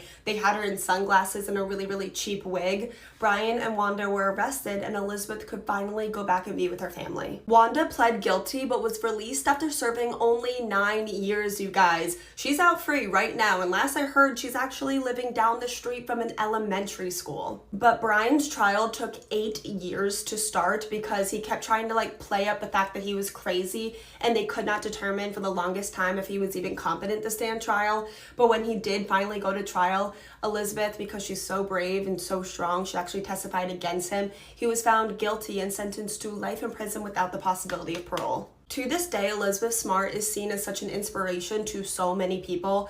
I love these cases of survival. I love being able to share these cases with you guys. Elizabeth Smart is also a huge advocate for survivors of kidnapping and SA. And today you will be happy to know that she is very happy, and she's also a wife and a mother. It felt really nice to tell you guys a case with a happy ending today. We don't get a lot of those in true crime. Thank you guys so much for listening to Elizabeth Smart's story. Let me know all your guys' thoughts in the comments, and while you're there, please tell me what case you want to see me cover next. I love you guys so much, and I will see you tomorrow. This honestly might be one of the most bizarre missing children's cases of all time. In this case, we are going to talk about someone with depression that did end up unaliving themselves. If that's not something you want to hear about today, absolutely no problem. We will see you tomorrow for the next video. In the months leading up to 6-year-old Timothy Pitson's disappearance, his parents Jim and Amy were fighting constantly. His mother Amy had struggled with depression for years. She also had recently gotten caught cheating on her husband Jim, but they were trying to work things out. And Jim really did think that him and his wife's marriage was in a better place in the days leading up to their son's disappearance. On the morning of May 11th, 2011, Jim and Amy dropped off 6-year-old Timothy at kindergarten. Then Jim dropped Amy off at her job before going to work himself, and he thought that everything was perfectly normal. But when Jim tried to pick up Timothy at the end of the day at kindergarten, the school told him that his wife had picked up their son only an hour after they dropped him off at school. Jim is obviously really confused. He tries calling his wife multiple times. She's not answering his phone, and no one would hear from Amy or Timothy for 2 days. After being missing for 2 days, Amy made multiple phone calls to loved ones. She called her mom, she also called her brother-in-law, but not her husband Jim, and she told them that her and Timothy were fine and they would be home in a couple days. But any hope that this gave Jim that he would be seeing his family in a couple days was shattered the very next day when police came to his home and told him the awful news that his wife had been found dead. She had unalived herself, and their son, Timothy, was missing. Amy had unalived herself in a motel room, but she did leave behind a couple letters where she apologized, but she also said that Timothy was with people that loved him. They would be caring for him. He is safe, but he will never be found. Over the 3 days since Amy left with Timothy, the two of them were on a 500-mile road trip spanning 6 counties and 2 states. They went to a zoo, they went to 2 water parks, they also went to a couple hotels, and they are both seen, Amy and Timothy, on surveillance footage throughout this road trip. They're seen together, and everyone that saw them thought that everything was normal until the day that Amy unalived herself. Amy was seen on surveillance footage walking into a store in a small town called Sterling, Illinois without her son Timothy. About 3 hours later, she checked into the Rockford Motel, again without her son Timothy, where her body would be found the next morning by a motel employee. There are really only 2 theories in this case. The one, obviously, that Amy did give Timothy away to someone, but the also being that she had killed her son and just made up the story to either hurt Jim because they were fighting all the time and this would hurt him, like not knowing what happened to his son, or also because she did not want to leave behind the legacy that she had killed her son. Personally, I do feel very strongly that Timothy still is out there somewhere, and this is why. The small town of Sterling, Illinois that Amy was seen on surveillance footage without Timothy, and also the area where she ended up unaliving herself, was an area that Amy had no known connection to, but a search of her GPS that was found in her vehicle showed that in the months leading up to this, she made multiple secret trips that no one knew about to this area. Is it possible that she was going to this area to get to know the family that she was giving her son away to? Also, during this road trip, Amy made multiple purchases, including children's clothing, toys, children's crafts, and children's toothpaste. I do believe that she bought these items so she could buy one last couple things for her son to give to the new family. Some people argue that she bought the new clothes and the toys to bury Timothy with, but why would she buy him toothpaste? You don't bury a child with toothpaste or crafts. Also, why would you buy your child toothpaste if you knew that he would be dead the next day? Experts also say it's extremely unlikely for a mother to unalive herself and her child in separate locations. Typically, women that do this want them to be together until the very end. There are a lot of people that do not believe that Timothy is still out there because it has been over 10 years and he has not been found. Personally, the trips to Sterling that no one knew about, those secret trips, and also the fact that she bought him toothpaste the day before she was planning on, killing him, that convinces me that he is still out there. Timothy's father, Jim, also strongly believes that his son is still out there and he will be reunited with him one day. He also feels like as his son gets older, that Timothy will maybe see his age progression photo, realize who he is, and he will find his father before his father will find him. Jim really wants to get this case out there as much as possible, get his age progression photo out as possible. They did actually end up making a really recent age progression photo. Since I do feel really strongly that Timothy Pitson could still be out there and be reunited with his family one day, that's why I chose to cover this case for a second time. It was one of the first cases I actually did cover when I started doing true crime, but now I have more of an audience, so hopefully I get more eyes on this age progression photo. Please take a look at it. If you don't recognize it, please share this video out there, especially if you're in the Illinois area. Share his age progression photo out there. Timothy Pitson, if he still is out there, would be 19, turning 20 on October 18th of this year. Please let me know all of your thoughts, theories, opinions, questions on this case in the comment section. I will be reading as many as I can, replying to as many as I can. And while you're there, please let me know what case you'd want to see me cover next. I love you guys so much, and I will see you tomorrow. You already know that the things that this man did were so evil, sick, and twisted when they could not even release all the details of his crime to the public because they were that horrific and disturbing. Jamie Asuna's dad was an abusive a-hole. He literally kicked Jamie's pregnant mom in the stomach when she was pregnant with Jamie, leaving Jamie with permanent damage when he was born. And then Jamie's mom left that abusive relationship and got into another one when she married Jamie's stepfather, Jeff, who was honestly probably 10 times worse. When Jamie was still an infant, the whole family was driving. Jamie was in the back seat in his car seat and he was crying because that's what babies do. And Jeff got so upset that Jamie was crying that he reached back into the back seat, opened the car door, pushed Jamie and his car seat out of the car door while the car was moving. And this gave Jamie permanent brain damage and they did not even bring him to the hospital. Jamie's mom and stepdad ended up having their own children, and allegedly Jeff was like a really, really good dad to his biological children, but he still hated Jamie and did everything to make Jamie feel outcasted. When the family would all sit down for family dinner, all of them would eat together but Jamie. Jamie was forced to just sit there and watch everybody eat, and it was only after everyone was finished their dinner that Jeff would put Jamie's food on the floor and make him eat like a dog. Jamie is obviously a very messed up child because of this. When he was 12, he admitted that he used to put the family's cats in the freezer or the oven. And when Jamie was 15, he spent 4 years in juvie for stabbing a neighborhood kid. And after Jamie was released from juvie, he was 19, and a little bit later, he met his future wife at a house party. Jamie's wife does not want her name in the public, so the media just refers to her as Jane. Jane is a really loved, sweet, single mom. She's at this house party and she's dancing with another guy. Well, Jamie goes right up to the guy that Jane is dancing with and stabs him. And that's how Jamie met his future wife. Talk about red flags. Well, Jamie went to prison for this, obviously, but he only spent less than 1 year behind bars, and it was behind bars that him and Jane started a relationship. They would write letters back and forth. It was also during this prison sentence that Jamie began to get his face tattoos, including a Joker smile. He really, really thinks of himself as a Joker. When Jamie was released from prison, Jane was actually the one to come pick him up, and they immediately went to a hotel to have a little bit of fun. It was supposed to be a one-time hookup, but that one-time hookup resulted in a pregnancy. Jamie says that he was really, really excited to be a dad. He wanted to step up and be a good man and have a family with Jane, so they got married. But sadly, the cycle of abuse is a real thing, and Jamie, who was once a victim of abuse, became the abuser. Jamie would physically abuse Jane, but it was also mental abuse, like psychological abuse. The most notable instance of this was one time Jamie and Jane were having a fight, and Jamie stole Jane's mother's ashes. And to this day, she has never gotten them back.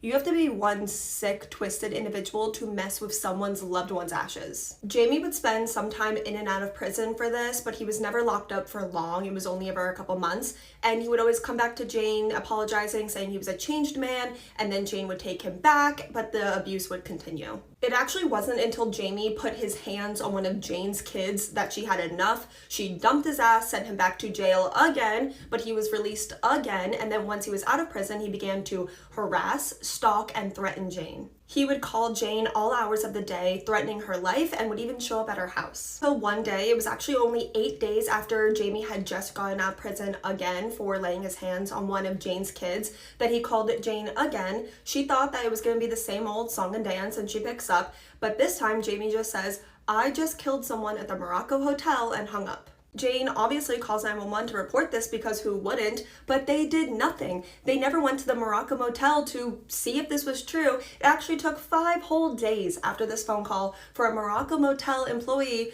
to go into the room and find Jamie's victim's body. In the motel room was the body of 37-year-old beloved mother of 6, Yvette Pena.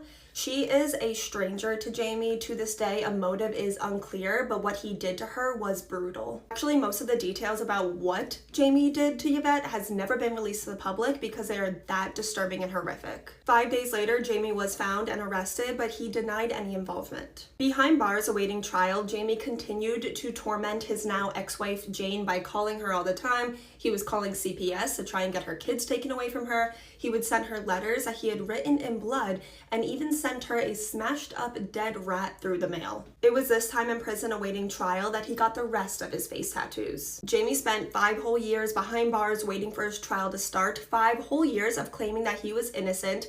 It actually wasn't until 3 days before his trial was supposed to start that Jamie did an on-camera interview with a reporter, and he blatantly just says that he did it and he would do it again. It was also during this interview that Jamie claims that he had more victims out there, at least 2 more victims, and that he started killing when he was 13 years old, but it has never been confirmed, and personally I think he's lying. Following Jamie's confession, he was offered a plea deal to avoid the death penalty. That's what he did, and he was sentenced to life without the possibility of parole. Yvette's family would attend every single hearing, every single court appearance that Jamie had, and Jamie would torment her family by smiling at them and waving at them.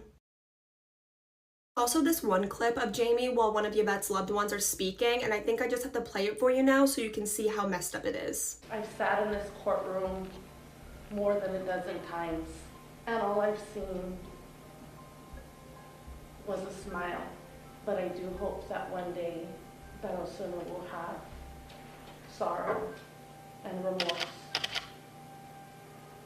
But this case does not end here, unfortunately. In prison, it was determined that Jamie was way too dangerous to have a cellmate until 2019. This is extremely controversial why this happened, how this happened, but 44-year-old Luis Romero, who was actually about to end his prison sentence and be released, was transferred to Jamie's prison and put in Jamie's cell, and less than 24 hours later, he would be found dead. This is incredibly disturbing, you guys, but somehow Jamie was able to create a makeshift sharp weapon which he used to cut out Luis's eyes, his fingers. He removed those. He removed part of his ribs, and then he also removed his head, and then also carved the Joker smile onto him. When the guards finally did find his body, Jamie was wearing a necklace that he had made of his body parts, you guys, and then in blood he wrote in the wall, ha ha ha ha ha, all over the place, like he literally thinks he's the Joker. And then he also wrote on the wall, I am the man with 1,000 faces. Jamie has still not gone to trial for this crime. They were going back and forth whether or not he was competent enough to stand trial, but I do believe it was determined that he is competent. It's really, really fuzzy, the details. I did see that they are shooting for a trial at the beginning of 2025, and they are trying to get him the death penalty this time. This case was really, really scary, so if you guys are still here, thank you, because I don't know how you guys made it through it. I barely did. I love you guys so, so much. Let me know all your thoughts in the comments, and while you're there, please let me know what case you'd want to see me cover next. I love you guys so, so much, and I will see you tomorrow. These 2 baby-faced 12 and 13-year-old boys killed their own father. But is it possible that they were actually framed? This is one of those really controversial cases where you're gonna feel very strongly one way or the other. This is the case of the King brothers, and this case, guys, is absolutely insane, and it's not that well known, which is shocking, and you're gonna hear just how crazy it actually is. Their father was this man named Terry King, and man was this guy just really out here trying his best. When his sons, Derek and Alex, were 5 and 6 years old, their mother just got up and abandoned the entire family, leaving Terry as a struggling single father. This was a really, really rough time. Terry was struggling to make ends meet, to keep food on the table. He's working overtime just to keep the lights on, but then he's working so much that he's never around for his kids. So Terry made the really hard decision to put his sons, Derek and Alex, up for adoption. This was so devastating for the boys, essentially being abandoned by both parents, and the youngest of the boys, Alex, had such a hard time adjusting that his adoptive family just gave him back to Terry after a year. And the older of the boys, Derek, was always known as this really, really nice, friendly kid, but then he started to rebel. He was setting things on fire even. It got so bad that by the time he was 13, his adoptive family had enough. They wanted to get rid of him as well. They were considering sending him to military school or even putting him up for the foster system. And when Terry, his father, heard about this, he regained custody of him as well. It's 2001, Alex is 12, Derek is 13. They're finally reunited. They're back with their father, Terry. But things are still rough. Terry is still working all the time, he's still struggling financially, but this time around he had some help. Terry had this really, really good friend. This guy, 41-year-old Ricky Chavez. Ricky lived in the same trailer park as Terry, and he offered to help him out with his boys. Ricky's house was like the known hangout spot for the neighborhood boys. 13-year-old Derek and 12-year-old Alex were spending all their time at Ricky's house, actually, and Ricky was supplying them, these two little boys, with substances and also letting them drink at his house. And at one point, the two boys ran away from their father, Terry's house, and were hiding out at Ricky's house. And Ricky is supposed to be Terry's friend, and now he's hiding his own kids from him. But Terry is no dummy, and he knows that this is wildly inappropriate, so he actually tries to ban his children from seeing Ricky anymore. But there were some things that Terry did not know about his good buddy Ricky. Terry's younger son, 12-year-old Alex, wrote in his journal all about how him and Ricky were in a relationship and that they were in love. 12-year-old Alex wrote things about how cloudy his life was before he met Ricky, how confused he was before he met Ricky, but now his goal in life was just to do whatever Ricky wanted. He also wrote that before he met Ricky, he was straight, but now he's gay. And this is what a 12-year-old boy is writing about a 41-year-old man. And something else that Terry did not know about Ricky was that he was a convicted PDF file, because of course he is. And also he, was arrested for essaying two 13-year-old boys who thought that they were in a relationship with him. On November 26, 2001, the fire department was called because Terry's house was up in flames, and once they got the fire under control, they did tragically find Terry's body inside. It was determined that Terry died from blunt force trauma and that the fire was only set to cover that up. And Terry's two sons are nowhere to be found. Well, the very next day, 13-year-old Derek and 12-year-old Alex marched themselves into the police station to turn themselves in and make a full confession. The boys confessed that they had killed their father, but they said that he was abusive and they were scared that he was going to hurt them because they had run away. But they were charged anyways for killing their father, and while they were being questioned, they were asked, where have you been the past day? And they said, you guessed it, that they were at Ricky's house. So they bring Ricky in for questioning, and Ricky tells them that the boys did go to his house afterwards, and they told him what they had done to their father, and Ricky helped them by hiding them at the house and also washing their clothes. So Ricky was also arrested for accessory to the crime. But now this is where this case gets absolutely crazy. The boys, they changed their story. They tell the investigators that Ricky was actually the one that killed their father, Terry, and Ricky convinced them to take the fall for it. Tell the police that it was them and that they only did it because their father was abusive, and that because they were so young, they would just get a slap on the wrist, be released, and then they could just live with Ricky forever and live happily ever after. The investigators, they're shocked, they don't know what to do, so they make the really controversial decision to charge Ricky with the death of Terry, but also charge the boys with the death of Terry in two separate trials. Ricky's trial was first, and he was found not guilty. He was also found not guilty of essaying Alex, but he was found guilty as an accessory to the crime, so he got the maximum sentence of 30 years in prison. And then it was the boys' turn to go to trial, and they were tried as adults in big boy court. These two little boys in big boy court. This is something that we've debated a lot, you and me, whether or not minors should ever be tried as adults. Personally, I always go back and forth with my opinion, but you'll have to let me know what you think.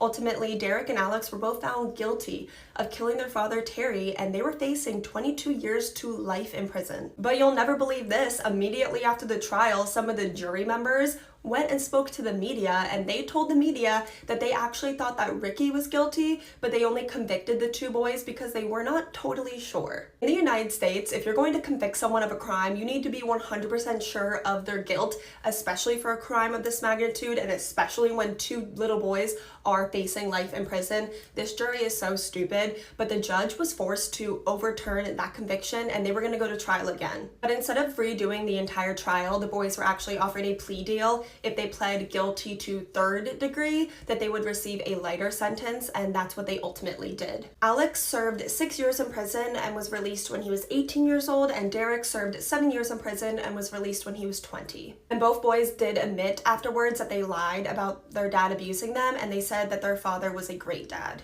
Unfortunately, both boys really struggled after they were released from prison, especially the younger brother, Alex. He actually ended up passing away tragically just a few months ago in April of 2024 from an OD. And scumbag Ricky is still in prison, but he is set to be released in 2031, which is not that far away, you guys. This case breaks my heart for so many reasons. I 100% think that Ricky is guilty and he manipulated the boys. Personally, I do not think that a 12 and 13-year-old boy would be smart enough to come up with this whole plan. Like, you're really trying to tell me that they planned to confess but then backtrack and say that someone else actually did it, and that he told them if they confess and said that it was self-defense that they would get a later sentence. I don't know, I just don't buy that. These two boys were abandoned by their mom, their dad, and their adopted families, and then they were preyed on and manipulated on by a, predator, and then they were blamed for their father's death. And to this day, if you look up the death of Terry King, it has his own sons listed as the ones that did it. And I feel absolutely terrible for Terry. I truly do think that he was doing his best as a struggling single father. I think he did everything with, the best intentions for his sons. And it's tragic that he put his trust in someone with the worst intentions possible. Terry's family ended up putting "I love you, Alex and Derek" on his gravestone because they thought that that's what Terry would have wanted. And if that doesn't show you how much love he had for his sons, I don't know what will. This case is insane, and I'm shocked I never heard about it until one of you guys suggested it in my comments. I actually lost the comment of whichever one of you guys suggested me to cover this case. If you were the one that suggested this case, please let me know in the comments so I can give you a little thank you, because this case was insane. While you're in the comments, let me know who you think is guilty. I think Ricky is guilty, but let me know if you think the boys are guilty and why. And while you're there, let me know what case you'd want to see me cover next. I love you guys so much, and I will see you tomorrow. A school bus filled with 26 children, all kidnapped and buried alive. This is the largest case of mass kidnapping in American history. The Chowchilla kidnapping. This is one of the most bizarre true crime cases. You're gonna think that I'm telling you the plot of a movie. Ed Ray was the school bus driver that fateful day in California in 1976. He's driving his normal bus route. He's driving on a more rural stretch of land when he notices a white van stopped in the middle of the road. Thinking that maybe they're experiencing some kind of car trouble, he pulls over to try and help them, and that's when two men get out of the van. They have nylon stockings over their heads and they're carrying large weapons, and they start approaching the school bus. Ed has 26 children on his school bus, ranging in ages from 5 years old to 14 years old, and he's terrified if he makes one wrong move that these men are going to open fire on all these children. So for the time being, he complies with whatever they say. The two men hijack the school bus and begin driving it away, while a third kidnapper is following behind them in the white van. They drove to a secluded area, and that's when they loaded the 26 children and the school bus driver Ed into two vans, and then they drove those vans 12 hours. And the back of the vans are completely boarded up, so they're in these vans for 12 hours in total darkness. Can you even imagine the fear and confusion? Ed is the only adult in the situation, trying his best to be responsible for 26 children, try and keep them calm and keep them safe. And meanwhile, back home, dozens of parents are realizing that their children have not come home from school. The authorities find the school bus just abandoned in that secluded area, and now there's massive panic. Everyone knew about this for miles. Could you even imagine 26 children and their bus driver just all vanishing into thin air? And the phone lines are absolutely being blown up with hundreds of calls. People are calling in with tips or theories. The media is calling. Concerned family members and community members are calling. The phones are ringing off the hook. Meanwhile, the children and Ed have been in the back of this van driving for 12 hours. They're taken over 100 miles away from home. And then the van stops. And the three men, they come, open the door, and they take Ed, and then they slam the door.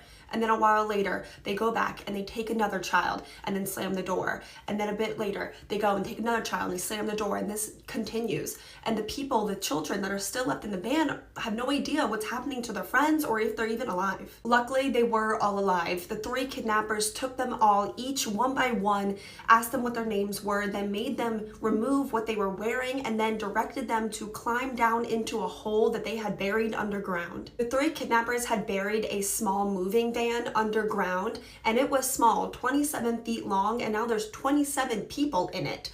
There was dirty mattresses on the ground, a small amount of food and water, and then the kidnappers took one single roll of toilet paper, threw it down at them, and then told the 26 children and Ed that they would be back for them later, and then covered the hole with a manhole grate. I keep going back to how terrifying this situation would be for anyone, but this is happening to children as young as 5 years old. And then they hear dirt being thrown on top of that manhole cover. They are being buried alive 12 feet underground. And you're probably all wondering, what kind of monsters are doing this? Well, you might be surprised to learn that these 3 kidnappers are all in their early 20s and extremely wealthy. For context, the ringleader in this mass kidnapping scheme, Fred Woods' family made $80 million the year this happened in 1976, which would be almost $400 million in today's money. And Fred's accomplices were brothers named James and Richard Schoenfeld, and they also came from a wealthy family, but all 3 men were lazy and did not want to work and were being cut off from daddy's money. They're all in massive debt, but they're lazy. They don't want to work. They want a get-rich-quick scheme, and that's how they came up with the idea to kidnap a school bus full of children so they could ask the state of California for a $5 million ransom for the children's safe return. And they planned this out for about a year and a half. And after they buried the 26 children and Ed underground, they went back home to call the authorities and make the ransom demand. But remember, the phones are ringing off the hook with those hundreds of calls of tips and the media and concerned citizens. So their call for ransom demand could not go through. The 3 men decided that they were just going to try and call later. And in the meantime, they would take a little nap. You know, they had such a long day, but they napped so long, in fact, that Ed and the 26 children had been buried underground for over 12 hours. And they were running out of air. The small amount of food and water that the kidnappers have left for them, it was gone. The chances of them even getting out of this hole alive to be given up for ransom were looking slim. It had been over 12 hours and the kidnappers never came back like they said they would, and this just shows the amount of bravery and the will to survive that these children had because they were going to get out of here. They began stacking those mattresses that were thrown on the ground on top of each other and then started to stand on each other's shoulders so they could reach that manhole cover 12 feet above them. The oldest of the children was a 14-year-old boy named Michael Marshall, and he was able to kind of wiggle the manhole a little bit. So Ed, the bus driver, he climbs up and he holds it open to him just a little bit so that Michael was able to go in and wedge a piece of wood so he's able to wiggle the manhole actually off. The kidnappers had also put a heavy wooden box on top of the manhole, so 14-year-old Michael starts bashing at the wood and tearing at it with his bare hands until 16 hours after they were first imprisoned, he sees sunlight. 14-year-old Michael has just freed them. He's so brave because he's the first one to leave the hole and he has no idea if the kidnappers are going to be out there waiting for him.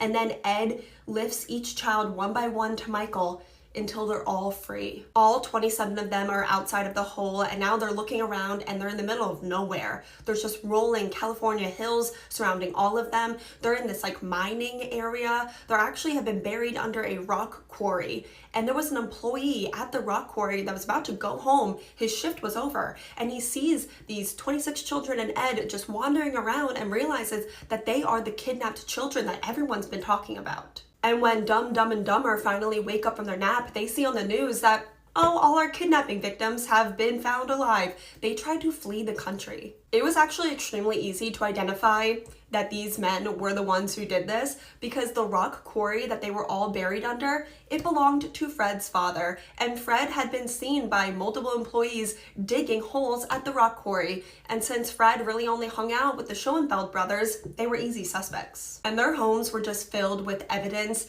including all of the kidnapped children's names just written on a fast food bag. They found a draft of the ransom letter, and then they also found a document just titled Plan that documented and described all of their plan in a lot of detail. All 3 men were eventually brought into custody and charged with 27 counts of kidnapping and 5 counts of kidnapping with bodily harm. A lot of the children were actually brave enough to testify and face their kidnappers, and all 3 men were found guilty of all charges and sentenced to life in prison without the possibility of parole. But all 3 men were able to successfully appeal the bodily harm charges because, you know, technically they didn't like beat them or anything.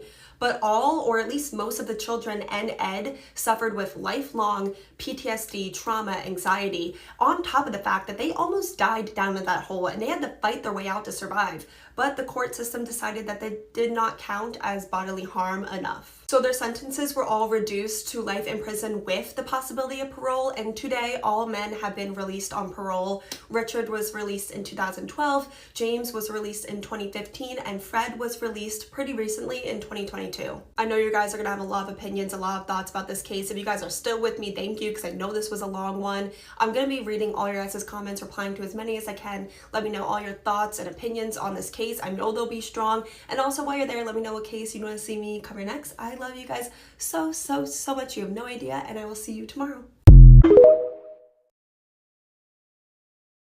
How do a woman and a 6-year-old child both suspiciously die in the same house 2 days apart? This is one of those unsolved cases that once you hear about it, you just never stop thinking about it. I'm gonna give you guys some quick background information on the people that are involved in today's case. Also, just a heads up, this case does discuss someone who potentially may have unalived themselves. So just a warning if that's not something you want to hear about. Max Shacknai was a 6-year-old boy. His parents were Dina and Jonas Shacknai, but they had divorced. They're no longer together. And his father, Jonah, had started a new relationship with a woman named Rebecca Zahau. Jonah Shacknai was a very wealthy CEO, and when his relationship with Rebecca Zahau got more serious, Rebecca left her job and was kind of like a stay-at-home girlfriend, and Rebecca would watch Max a lot of the time when Max was over at his dad's house. Dina, Jonah's ex-wife and Max's mom, does not like this. She thinks if her son is over at his dad's house, he should be spending time with his dad, not his dad's girlfriend.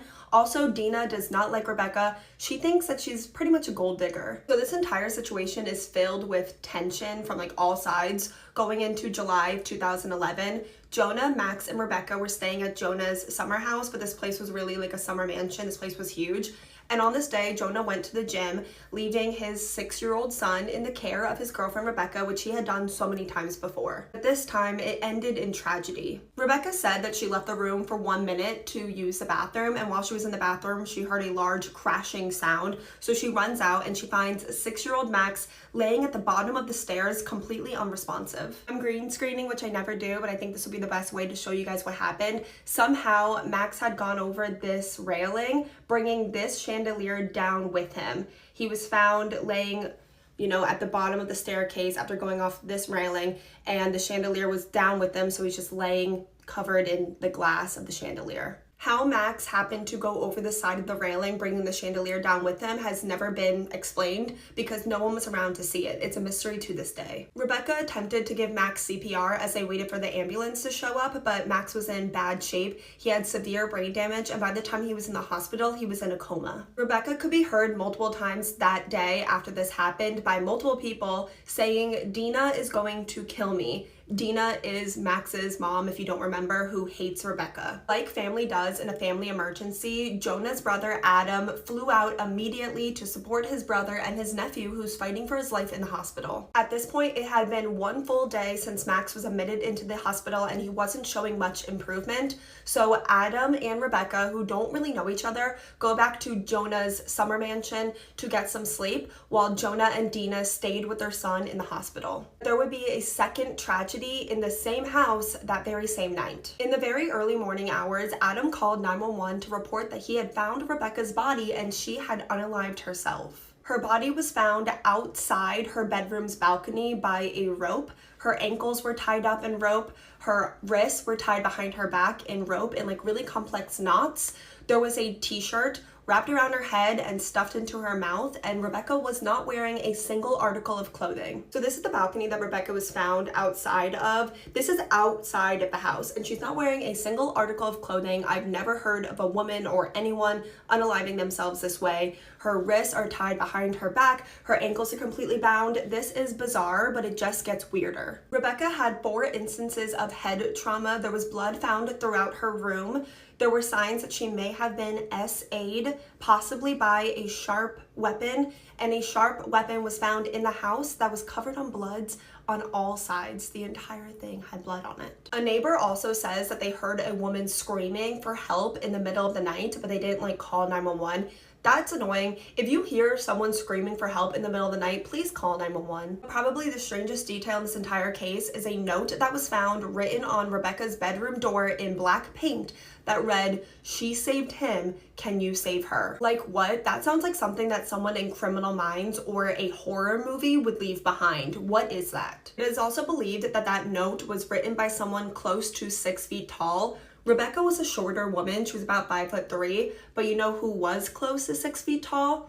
The only other person that was on the property that night, Rebecca's boyfriend's brother, Adam Shacknai. Another piece of evidence that might point to Adam's involvement are the knots that were used to tie Rebecca's wrist behind her back. They were complex knots and they were similar to sailing knots, and Adam was a tugboat captain. Tragically, only 3 days after Rebecca passed away, Max tragically also succumbed to his injuries in the hospital, making 2 strange deaths in the same house a couple days apart. And very quickly, Max's passing was ruled as a tragic accident, and Rebecca's was ruled that she had unalived herself because she was feeling guilty over what happened to Max, and they quickly just closed both cases. What's so odd about this is at this point when Rebecca passed away, is Max was still alive, and they were hopeful that he was going to pull through.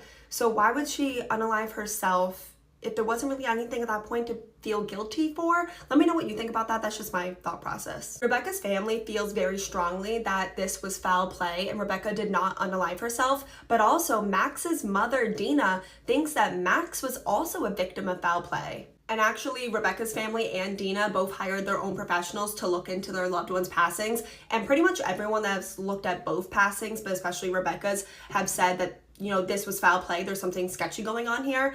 Well, everyone but the actual sheriff's office that handled this case, because like you know, they closed the case and it has remained closed. Another super strange detail about Rebecca's passing is the night that she passed away, after she would have already been gone, someone used the computer in Rebecca's room and also Rebecca's phone to delete a voicemail off of Rebecca's phone.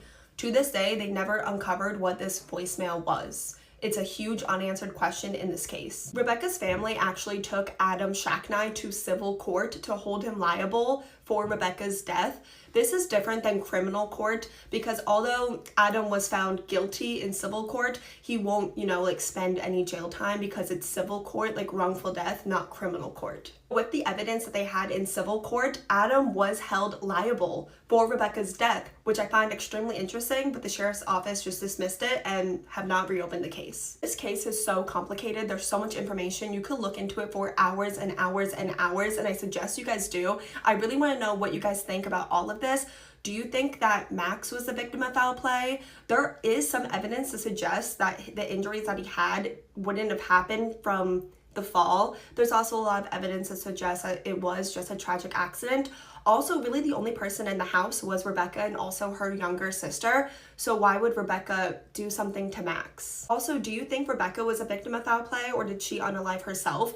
To me, there is no way that I believe that she did this to herself. But again, why? What would be the motive? Why would Adam do this to Rebecca while his nephew is fighting for his life in the hospital? It just doesn't make sense. I'm definitely so interested to read all of your guys' takes on this case in the comments. Please leave all of your theories and thoughts and questions in the comments for me. You guys are always coming up with connections and theories I would never come up with in my head. So please leave all that for me in the comments. And while you're there, let me know what case you'd want to see me cover next. I love you guys so, so much.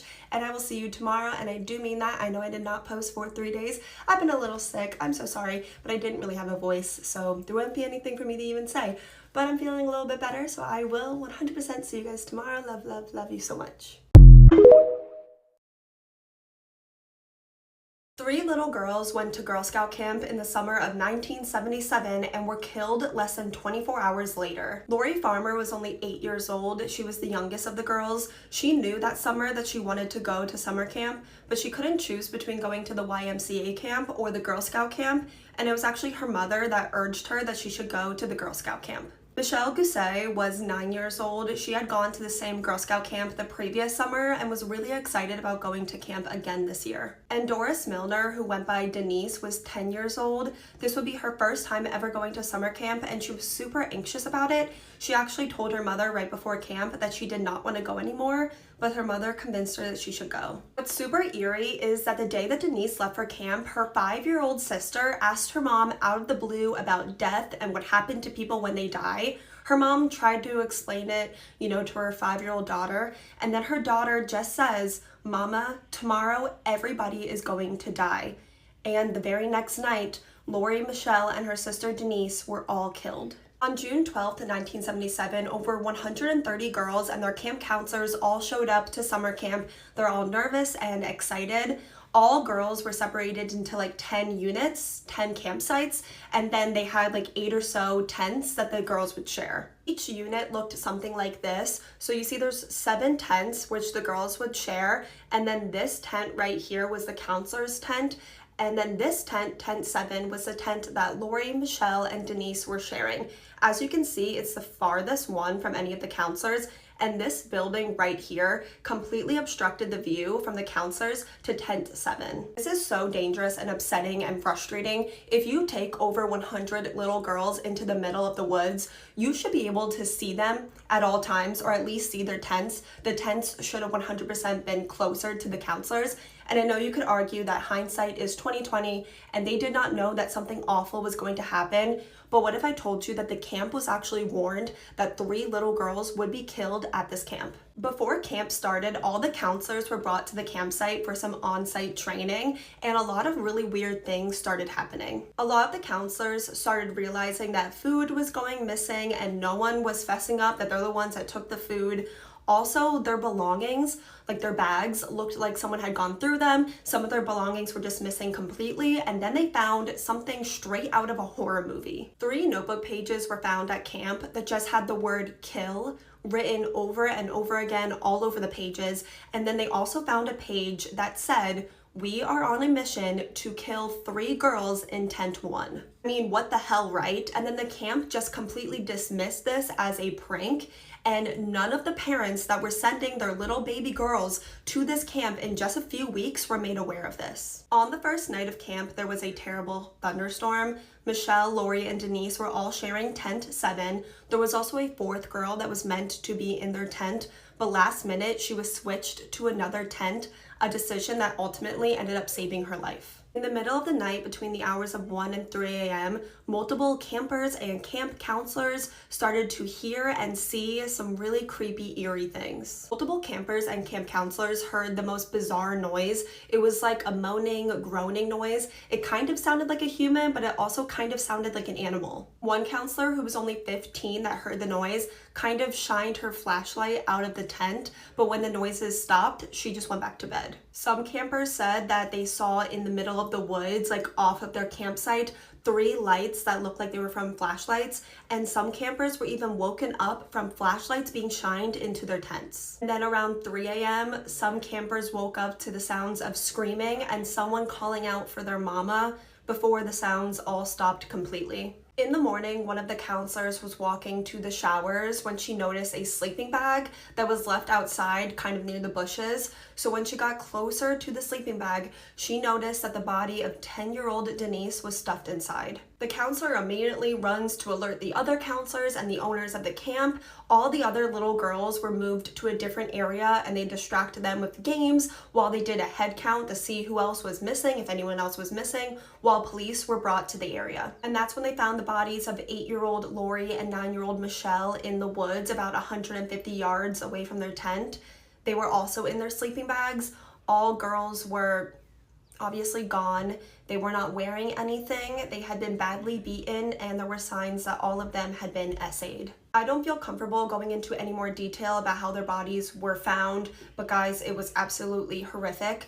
Near Lori and Michelle's body were also duct tape, a flashlight, and nylon rope, and then also a pair of eyeglasses that had been stolen from another tent. Their tent was absolutely covered in blood, and a man's footprint size 9.5 was found in the tent. This is absolutely terrible, but the camp called all 130 families and were like, hey, something terrible happened. you need to come pick up your kid, but they did not tell them on the phone if their kid was okay or not. Just imagine everybody's anxiety, and then Lori, Michelle, and Denise's families are all just standing there while all these other little girls are running up to their families and leaving with their families, just realizing that they will not be leaving with their child. 10 days into the investigation, it was announced that they had a prime suspect, a man named Gene Leroy Hart. He grew up only about a mile away from the camp, so he's familiar with the area. Also, he was supposed to be in prison for a 300-something year sentence, but had escaped prison 4 years earlier and was still at large. Gene was in prison for the kidnap and SA of 2 pregnant women.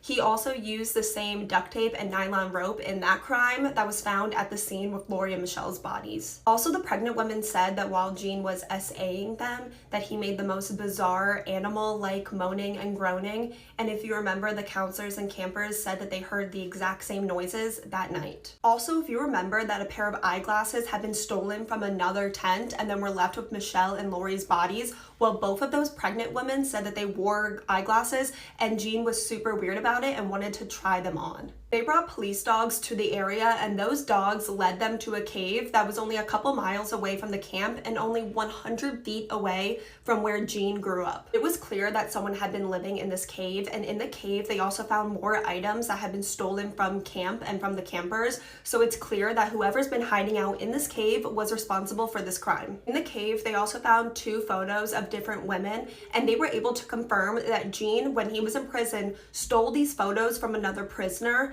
So this absolutely links him, right? 10 months later, they found Gene after a massive manhunt and arrested him. When they found him, he was also wearing women's glasses, so this man's weird of glasses. They also found him with multiple items that had been stolen from camp. When Gene went to trial, believe it or not, this man had so many supporters that believed in his innocence. There was DNA that was found on all the girls, and remember, this is like the late 70s. DNA testing was not the same, but it could be determined that this DNA belonged to a non-white male with type O blood, and Gene was Native American man with type O blood. And it was concluded that this DNA could only belong to 0.002% of the population. But the jury, they're not convinced. If you remember, there was a 9.5 male's footprint in the tent, while Gene was a size 11. Also, there was a fingerprint that was found on the flashlight with Lori and Michelle's body. It did not belong to Gene.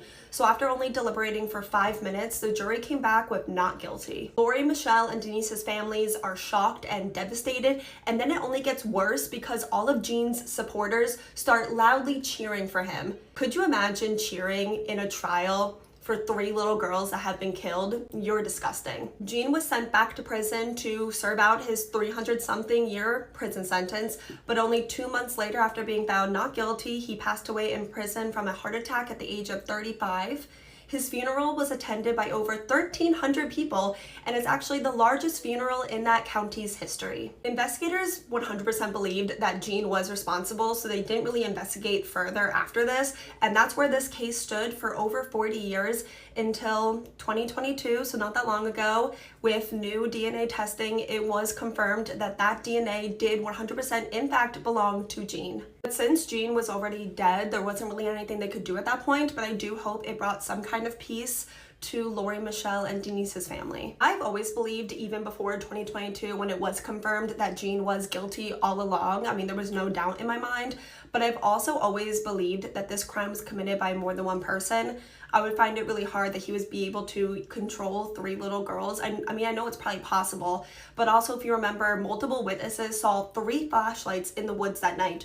Also paired that with the fact that Gene's footprint and fingerprint were not the ones found at the scene, I 100% believe that at least 2 other people got away with this. I'm really interested to get your guys' take on that. I mean, with the evidence, I'm sure a lot of you guys will agree with me. It's really sad that, you know, all of these people got away with it. I mean, I know Gene didn't live much longer, but, you know, he lived thinking he got away with this and no one would ever know that he did it, and that really disgusts me a lot. Please let me know all your guys' thoughts and opinions in the comments. While you're there, let me know what case you want me to cover next, and I love you guys so much, and I will see you tomorrow. Why did these teenage twin girls unalive their own mother? Their mother, Nikki, was born in prison. Her own mother gave birth to her behind bars while she was in prison for substance charges. So she was raised by her grandmother, who tried to give her a good life, but Nikki was a rebellious child that did not like to follow the rules. This is what her grandmother said. So Nikki was pregnant by 17 with identical twin girls that went by the nicknames Jazz and Taz. But Nikki was a child herself. She said that she was not ready for the responsibilities that came with motherhood for one child, let alone twins. Nikki still wanted to be a teenager. She wanted to go out and party. She was this huge social butterfly. She wanted to go out. She wanted to drink, occasionally use substances. And Nikki was very much in and out of her twin daughters' lives whenever it was convenient for her. So Jazz and Taz were raised by Nikki's grandmother that had also raised her. But the girls really, really liked their life with their great-grandmother. They were sweet girls, innocent girls. They were in a lot of activities at school and really excelled in school. So when their mother, Nikki, tried to come back into their lives when they were 13 years old and tried to disrupt all of that, they were very angry. Nikki was 25 years old and living with her boyfriend, who was a 55-year-old man named Robert, who was gone a lot for work. Nikki had turned her life around. She was clean, she had gotten a degree, she had gotten a job, and she was ready to have custody of her 13-year-old daughters. So now Jazz and Taz are living with their mother, Nikki, and they are angry. They liked living with their great-grandmother. They liked their school. They liked their friends. They did not think it was fair that this was all stolen from them because a woman who was always in and out of their life finally wanted to make them a priority. They absolutely resented Nikki, and these sweet, innocent girls that they were always described as began to rebel. They were staying out late and partying. They were dating older guys, like 17-year-old boys, when they were only 13. So to combat this, Nikki wanted to discipline them and be an authority figure. She wanted to give them lots of rules and structure because she did not want her daughters to make the same mistakes that she did. But this just put a bigger wedge between Jazz and Taz and Nikki. It was very much 2 against 1. In the twins' eyes, their mother, Nikki, is a hypocrite. Like, how are you gonna tell us that we can't date older guys and party when you've been partying our entire life instead of raising us, and you're literally dating someone who's 30 years older than you? This anger that the twins felt for Nikki turned to hate, and then it turned violent, and they would attack Nikki, which landed them in juvie. And when they were released back in Nikki's custody under a 2-week trial period to see if they could make it work, Nikki really, really wanted to work on their issues. She wanted to make things right. When they came home, she tried to throw them a welcome home party, but the one twin just left the house completely, and the other twin just locked herself in her room. And then everything came to a boiling point on January 13th, 2010, when Jazz and Taz, who are only 16 years old, claimed they came home from school and found their mother's body slumped over the bathtub. This was a gruesome scene, you guys. There was blood everywhere. Nikki had been hit over the head with a daze. She had 50 to 80 wounds from a sharp object, and then she passed away having her head held under the water of the bathtub. It was clear to the investigators that this attack was personal. This was not a random attack by an intruder. And Nikki's twin daughters are inconsolable. The one twin is shaking back and forth and violently biting at her own arm because she said it was the only thing that could calm her down. And when the twin girls were being questioned, they just kept crying and saying that they wanted their mama, which honestly was kind of suspicious to the investigators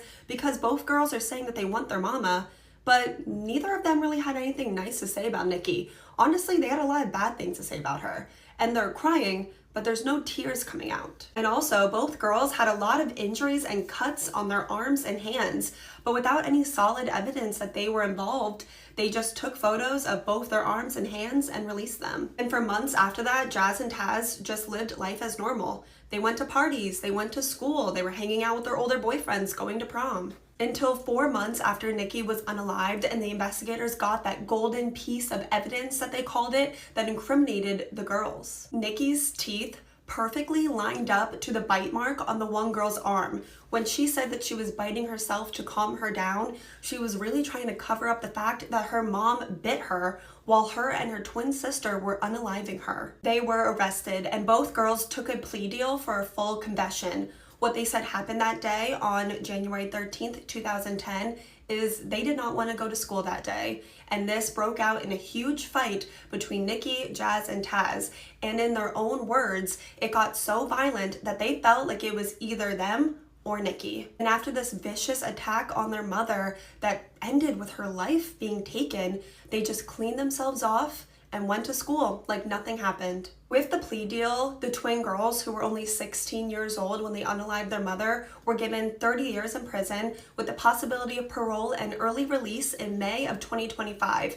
But if they are denied parole, both girls will be released when they're 46 years old. I personally have a hard time racking my brain around the fact that these girls, before they went and lived with Nikki, were described by everyone as sweet and innocent.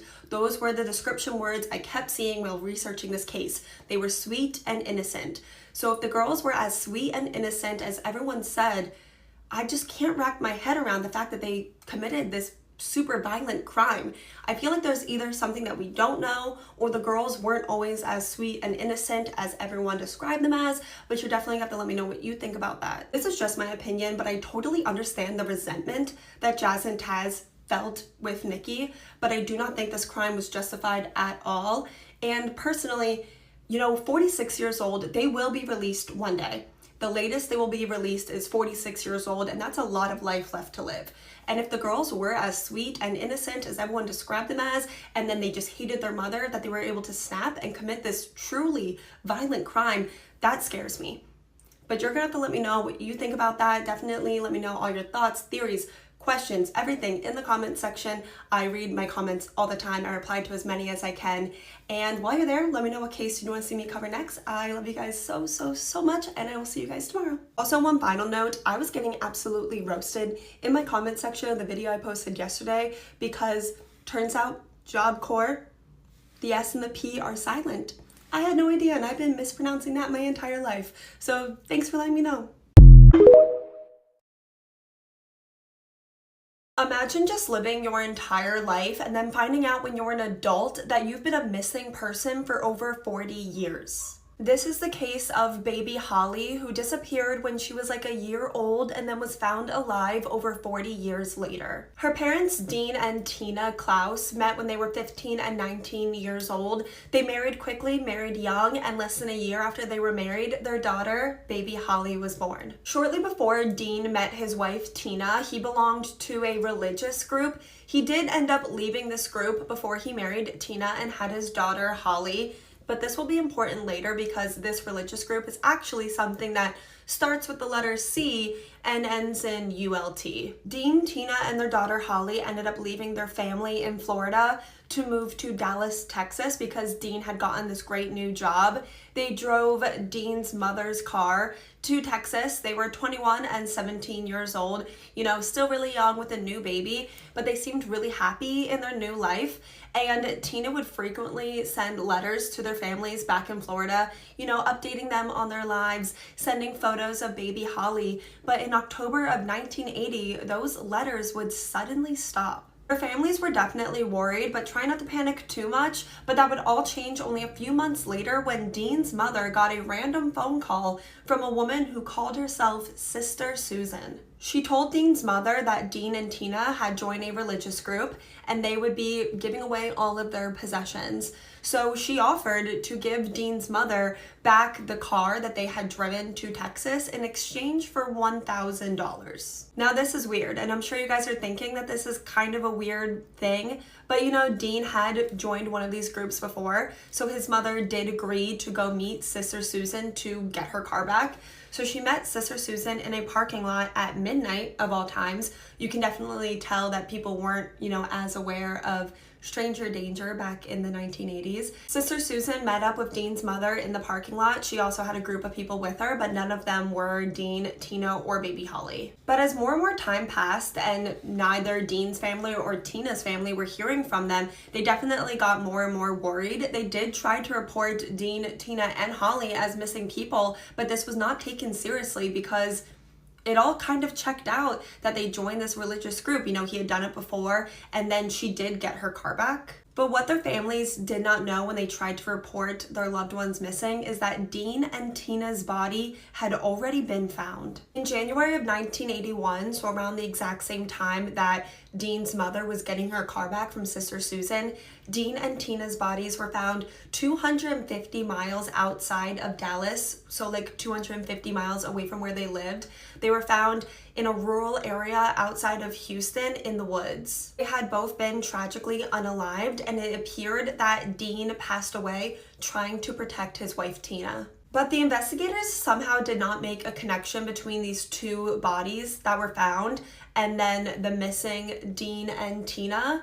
So they were listed as Jane and John Doe, and they would not be identified for 40 years. 40 years with no answers. Their loved ones lived 4 decades never knowing what happened of Dean and Tina. It wasn't until very recently in 2021 that they found out that Dean and Tina had been gone the entire time. You know those genealogy sites like Ancestry.com and 23andMe? Well, one of Dean's distant relatives put his DNA in one of those sites, and that's how they finally identified that Dean and Tina were the Jane and John Doe. They called their families to break the news that their loved ones had been, gone for 40 years. And that's when they're like, hey, well, what happened to their baby? Where is their baby? The investigators on the other line are shocked. They had no idea that their Jane and John Doe that they've had for 40 years had a baby, and they were supposed to be looking for a baby. Baby Holly had been missing for 40 years, and no one even knew that she was a missing person. So they ended up doing the same thing that they did to find out that Dean and Tina were their Jane and John Doe,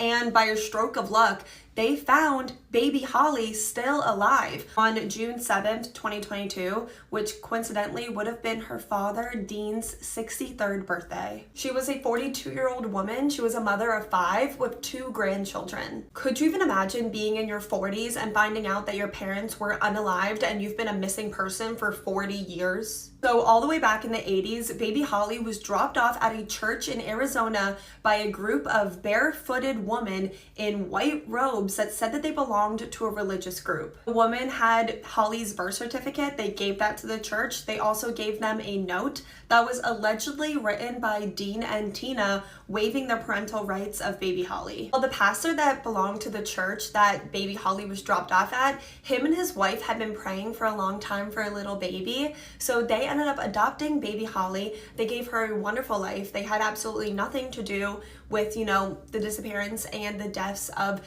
Dean and Tina. They were great people. Holly says that her father was her hero in all of this. Holly was reunited with her biological family, but she obviously wants answers about what happened to her biological parents, Dean and Tina. The religious group has been identified as Christ's family, and they're definitely a C word that ends in ULT. But, the investigation still is ongoing. But this happened all the way in the 80s, and a lot of the group members that, were in the religious group at the time have unfortunately passed away. So it's been really, really hard for them to get answers. But I'm definitely still, hoping out, in my heart that there will be some answers for this poor family. I'm definitely interested to read all of your guys' thoughts, theories, questions, opinions on this case in the comments. While you're in the comments, definitely let me know what case you'd want to see me cover next. And I love you guys so much, and I'll see you tomorrow. This family moved out of their haunted house and then mysteriously disappeared. This case is absolutely filled with unexpected twists and turns. So if you're not already completely familiar with the Jamison family mystery, then buckle up. The Jamison family consisted of Bobby Dale Jamison, his wife Sherilyn Leanne Jamison, and their 6-year-old daughter Madison Stormy Star Jamison. And at the time that our case really starts, the family was experiencing turmoil from every single angle. Well, for one, neither Bobby or Sherilyn were working at the time. They were both living off of disability checks, which is not a lot of money. So they were experiencing a lot of financial issues at the time. Sherilyn's mental health was also unfortunately declining at this time. And also Bobby was experiencing some really, really serious issues with his own father. Actually, only 6 months before our case takes place, Bobby tried to put out a protection order, a restraining order against his own father because his father made multiple threats against him and his family. But unfortunately, a judge declined that restraining order. But Bobby did say around this time that him and his entire family were scared for their lives and his father was a dangerous man. And on top of all of this, the Jamison family believed that their house was haunted by at least 4 spirits. They said that they were being being like completely tormented by these spirits, and also the spirits were communicating with their 6-year-old daughter Madison. They had recently spoken to a priest to like get help with these spirits, and even asked if there were special bullets that could harm spirits. But it wasn't only the Jamison family that thought their house was haunted. There were multiple friends and family members that went into their house and confirmed that there was something like evil and dark in that home. So for all of these reasons, you know, the money problems, Bobby's father, the haunted house, when our case takes place, the Jamison family decided to leave their home and buy a plot of land in the middle of nowhere up in the mountains and live out of a shipping container. In October of 2009, the entire Jamison family left their house with their dog Maisie to, you know, go tour a plot of land that they were considering buying, and were never seen alive again. The Jamison family had security cameras on their property, so there is security footage of Bobby and Sherilyn leaving their home. They start packing up their truck with a bunch of their belongings, and it's said that Bobby and Sherilyn appear to be in a zombie-like trance, and multiple times will just stop packing up their truck and just stare into like nothing. Sherilyn can also be seen packing a briefcase into the truck, and to this day, that briefcase has never been found. 8 days after the Jamison family was reported missing, their truck was found abandoned in this remote area of the woods, but the entire family was missing. There was no evidence of a struggle in or outside of the vehicle,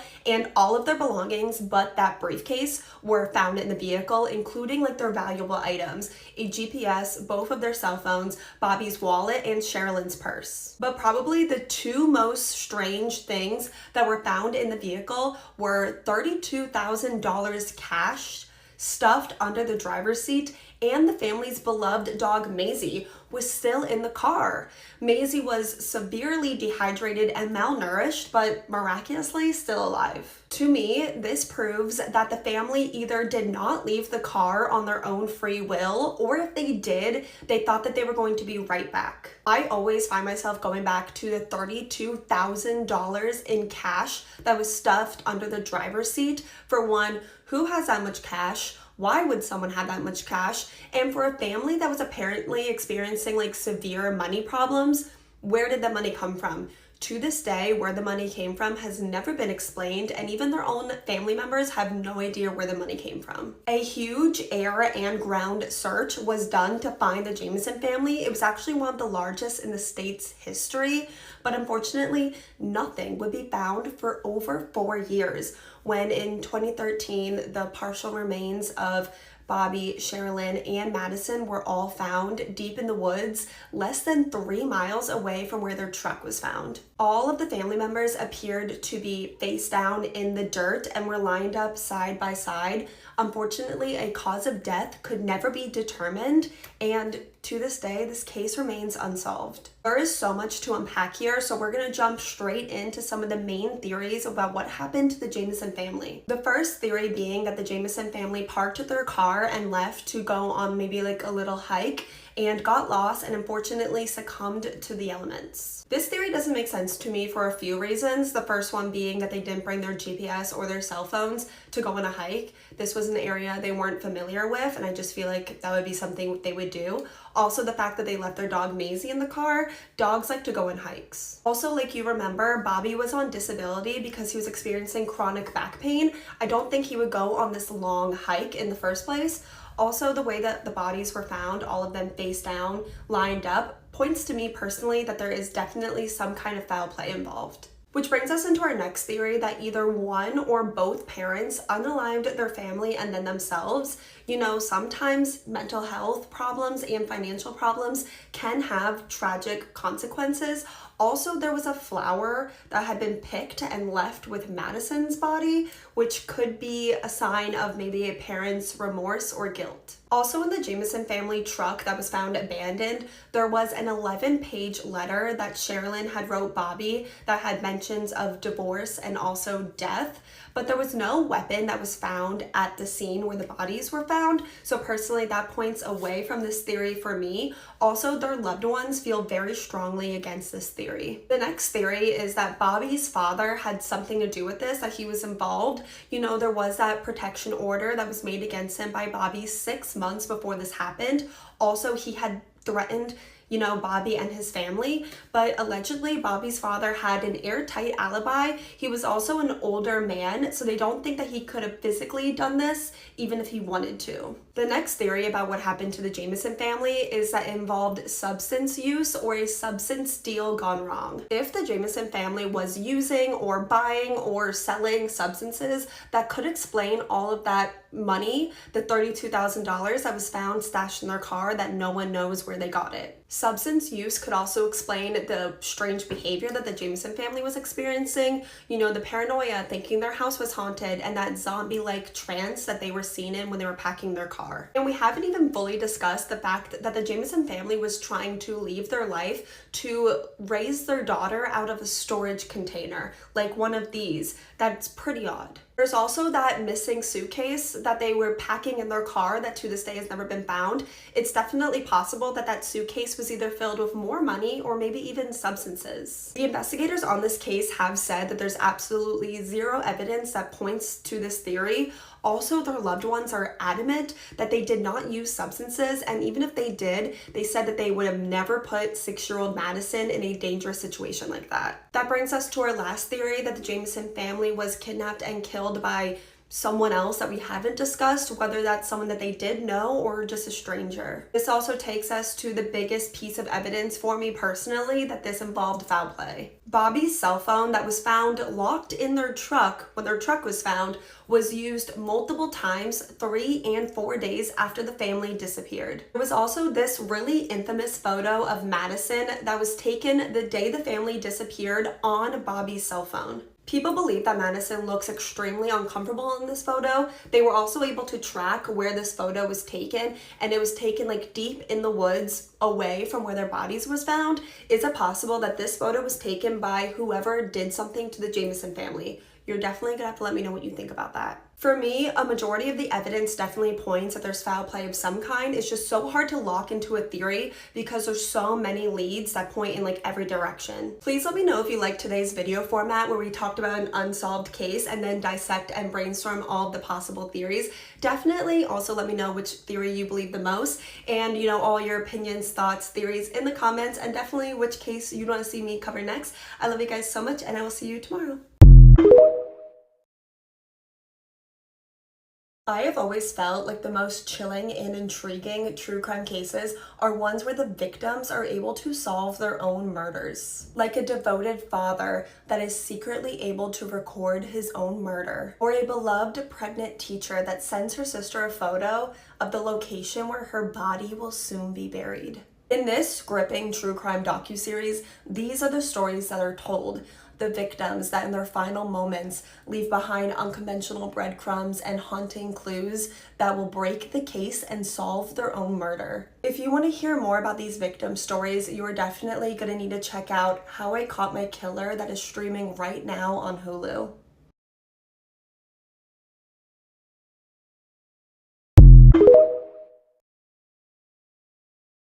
He was a serial killer who started when he was only 13 years old and then went pretty much uncaught for over 30 years. This is one of those terrifying cases where someone has no idea who they're like actually married to. Charlie Brandt grew up with his father Herbert, his mother Ilsa, and then his 3 sisters. Charlie's relationship with his father was definitely less than perfect. He did not think that his son was manly enough, and apparently Charlie wasn't allowed to show any emotion around his father. Everything came to a boiling point when Charlie's father shot and unalived his dog right in front of him. And this dog was Charlie's best friend, and Charlie was only 13 years old, and he had just witnessed this terrible thing happen right in front of him to his best friend. And after that, something like changed in Charlie. It was like a switch went off. Because only 1 week later, Charlie went into his father's nightstand, took out one of his father's weapons,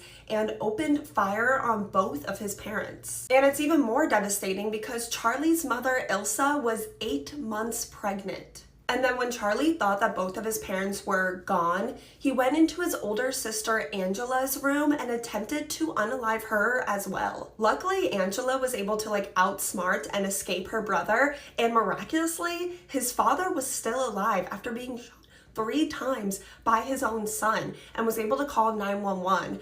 But tragically, the same could not be said for Charlie's mother, Ilsa, and her unborn child, because unfortunately both of them passed away. 13-year-old Charlie has just unalived his pregnant mom and tried to unalive his father and his sister as well.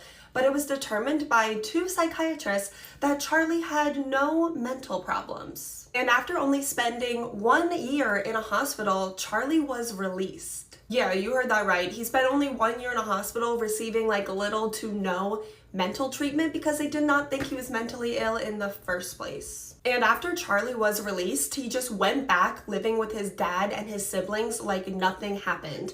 Charlie's records were sealed to the public, and his dad banned any of the family members from ever talking about it again. And his sister Angela is obviously terrified of her brother, and they also had 2 other younger sisters who were only 2 and 3 years old at the time, and they grew up thinking that their mother passed away in a car accident. After that, Charlie went on to live a pretty normal life. He got married to this really nice woman named Terry, and Terry married Charlie never knowing that he had unalived his pregnant mom. That should be illegal. From the outside, Charlie and Terry were the perfect couple. People definitely envied the relationship that they had, but Charlie definitely had a lot of secrets and a lot of red flags. For one thing, it was pretty well known in Charlie's friend group that he had this really creepy obsession with his niece, Michelle Jones.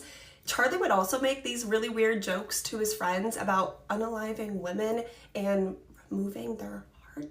I don't know in what world that would ever be considered funny. Only a couple years into Charlie and Terry's marriage, Terry confided in a friend that she thought her husband had unalived someone. And I know you're probably thinking that, oh, Terry found out about what he did to his mom, but you are so wrong because Terry is talking about someone completely different. A woman's body had been found only 4 blocks away from their home. Her had been removed, like those jokes he was making, and also Charlie came home late that night, and when he did come home, he came home covered in blood. For whatever reason, Terry ignored her gut feeling. She never went to the police about this. She never confronted her husband Charlie about this that we know of, and the 2 of them went on to be married for another 15 years. Which brings us to September of 2004. There's this terrible storm approaching, and the area that Charlie and Terry lived in was actually being evacuated because it was not safe. So their niece, Michelle, you remember Michelle, she's this great person. She offers her aunt and her uncle, Charlie and Terry, to come stay with her until their area where they lived was safe.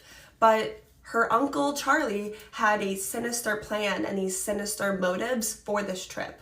On the 13th of September, Terry's loving husband brutally unalived her, and then Charlie went into his niece Michelle's room, attacked her, unalived her as well. He did some unspeakable things to her afterwards, and then moved her heart like he always joked about. He was obsessed with her for years, and then afterwards he unalived himself as well. When the investigators found this awful scene, they're so confused because Charlie's supposed to be this normal guy in this perfect marriage. How many times have we heard that before? They had no idea why this happened, why Charlie did this.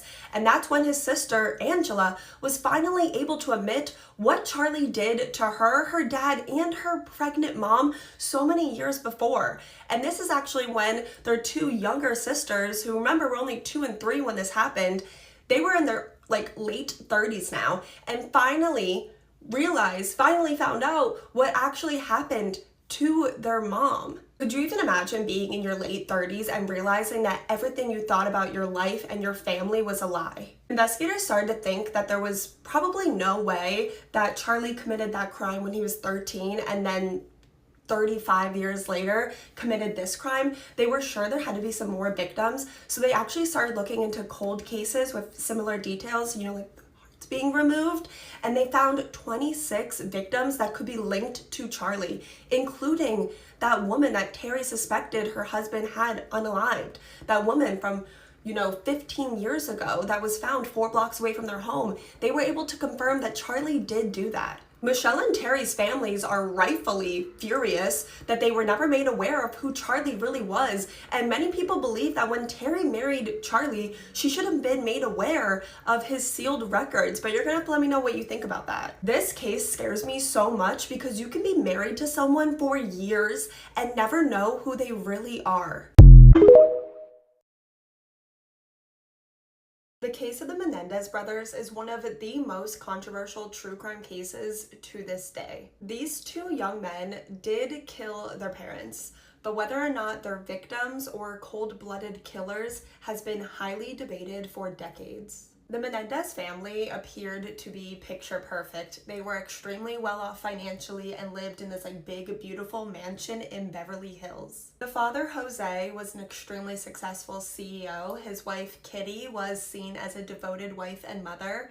And their 2 sons, Lyle and Eric, were handsome, charismatic, all-American boys and exceptional tennis players. But the perfect family that they showed to the rest of the world was an absolute lie. The father, Jose, was pretty much hated by everyone he knew, and he was having multiple affairs. The mother, Kitty, was deeply unhappy. She was a heavy drinker and also using substances. And the boys, Lyle and Eric, had an unspeakable amount of pressure put on them to be perfect and appear perfect. The older brother, Lyle, was actually going bald at 14 and wetting the bed at 14, so it just shows the amount of stress that he was clearly under. I'm not even going to sugarcoat it. Lyle and Eric were definitely seen as rich, spoiled brats, and maybe they were. Their father, Jose, was actually considering of cutting them out of his will at the time that our case really takes place. The facade that the Menendez family put on to the outside world that they were this perfect family all came crashing down on August 20th, 1989, when Lyle was 21 years old and Eric was 18 years old, and both of them burst into their home one night and opened fire on their parents. It was a brutal scene. Kitty was shot 10 times and Jose was shot 6 times by their own children. And then about an hour and 45 minutes later, after the 2 boys felt like they put together an alibi, Lyle called 911. What's the problem? I thought I killed my parents. Who was the person that was shot? My mom and my dad. Your mom and dad? Okay, hold on a second. When the police showed up to the scene, both the brothers were hysterical and inconsolable, and the police definitely believed their story that they just came home and found their parents dead in their house. So the police actually didn't test either of the brothers' hands for GSR. It actually seemed like the boys were going to get away with it, and they were set financially. They were actually set to inherit about $20 million from their inheritance and also their father's life insurance policy, which is actually over $50 million in today's money. And the boys quickly started spending their parents' money like crazy. If it was nice and the boys wanted it, they were buying it. They were buying nice cars, nice shoes, nice Rolex watches. They bought 2 conjoining condos that were really, really nice, and they would throw these really wild parties. The brothers were only ever actually caught because one day Eric just broke down, whether it was from the stress or the guilt or a little bit of both, but he confessed to his therapist, Dr. Oziel. Not gonna lie, Dr. Oziel is kind of seen as a sketchy therapist, not that great of a dude, and instead of turning in Eric and Lyle, he actually secretly recorded them, and it's actually believed that he was going to use those secret recordings of their confession to blackmail them for some of all that money that they inherited. But Dr. Oziel actually had a mistress that knew about all of this.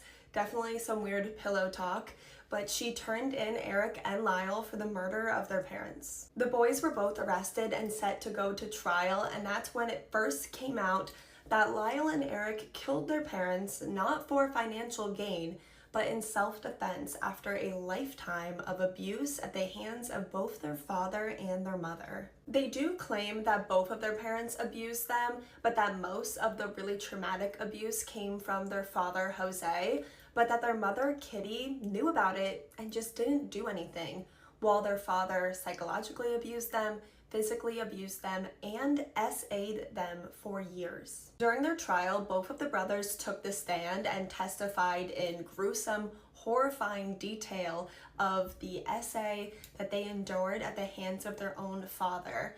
And a lot of it is available online and on YouTube if you guys want to watch it. I will just say it is really, really hard and heartbreaking to see because they do go, like I said, in really horrifying detail. And how did it start?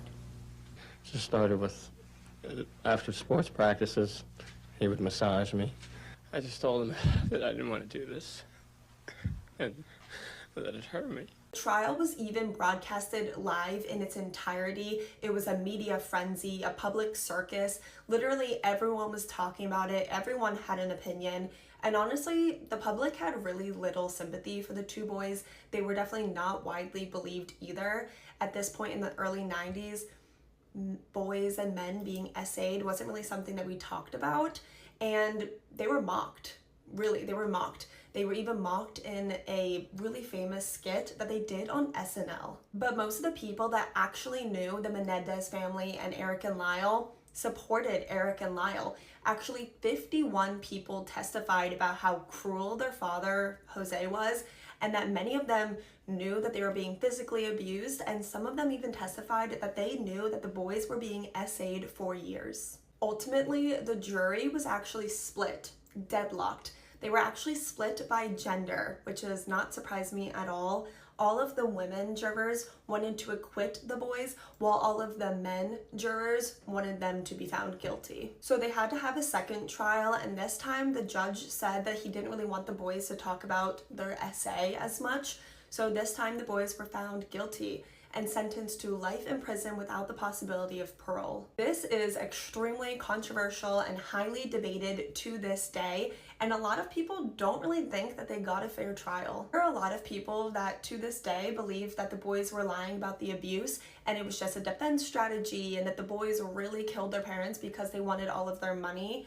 While there's other people that truly believe that the boys were being abused, that they were deeply traumatized after decades of terrible abuse and were truly terrified of their parents. There's also a few people that kind of go in the middle, that they believe that the boys were being abused, but that the primary motive was that they wanted the parents' money. Please, please, please tell me what you guys all think. I'm definitely interested to read all of your guys' point of views, your thoughts, and your opinions in the comments. Personally, when I first heard about this case years ago and I researched it, I was really on the fence with what I believed. It actually wasn't until I went on YouTube and went online and actually listened to Eric and Lyle testify in such detail about the abuse and about them being SA'd that I really don't think they're lying at all. If you're on the fence or you do think they're lying, I would definitely watch those clips before you truly 100% make up your mind.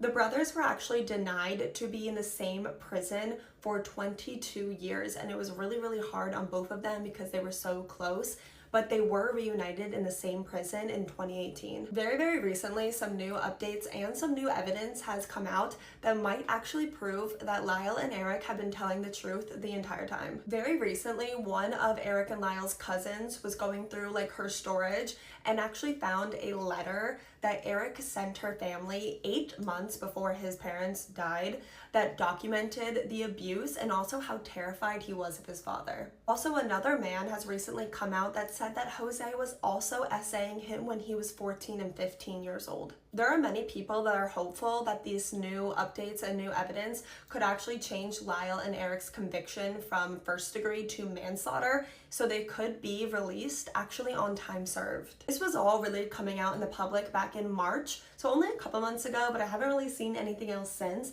but I'll be sure to keep you guys updated. Until then, definitely let me know all your thoughts about the Menendez brothers and just keep discussing with me in the comments. I'll be in there replying to as many of you guys as I can. And I love you guys. Let me know what case you'd want to see me cover next, and I'll see you tomorrow.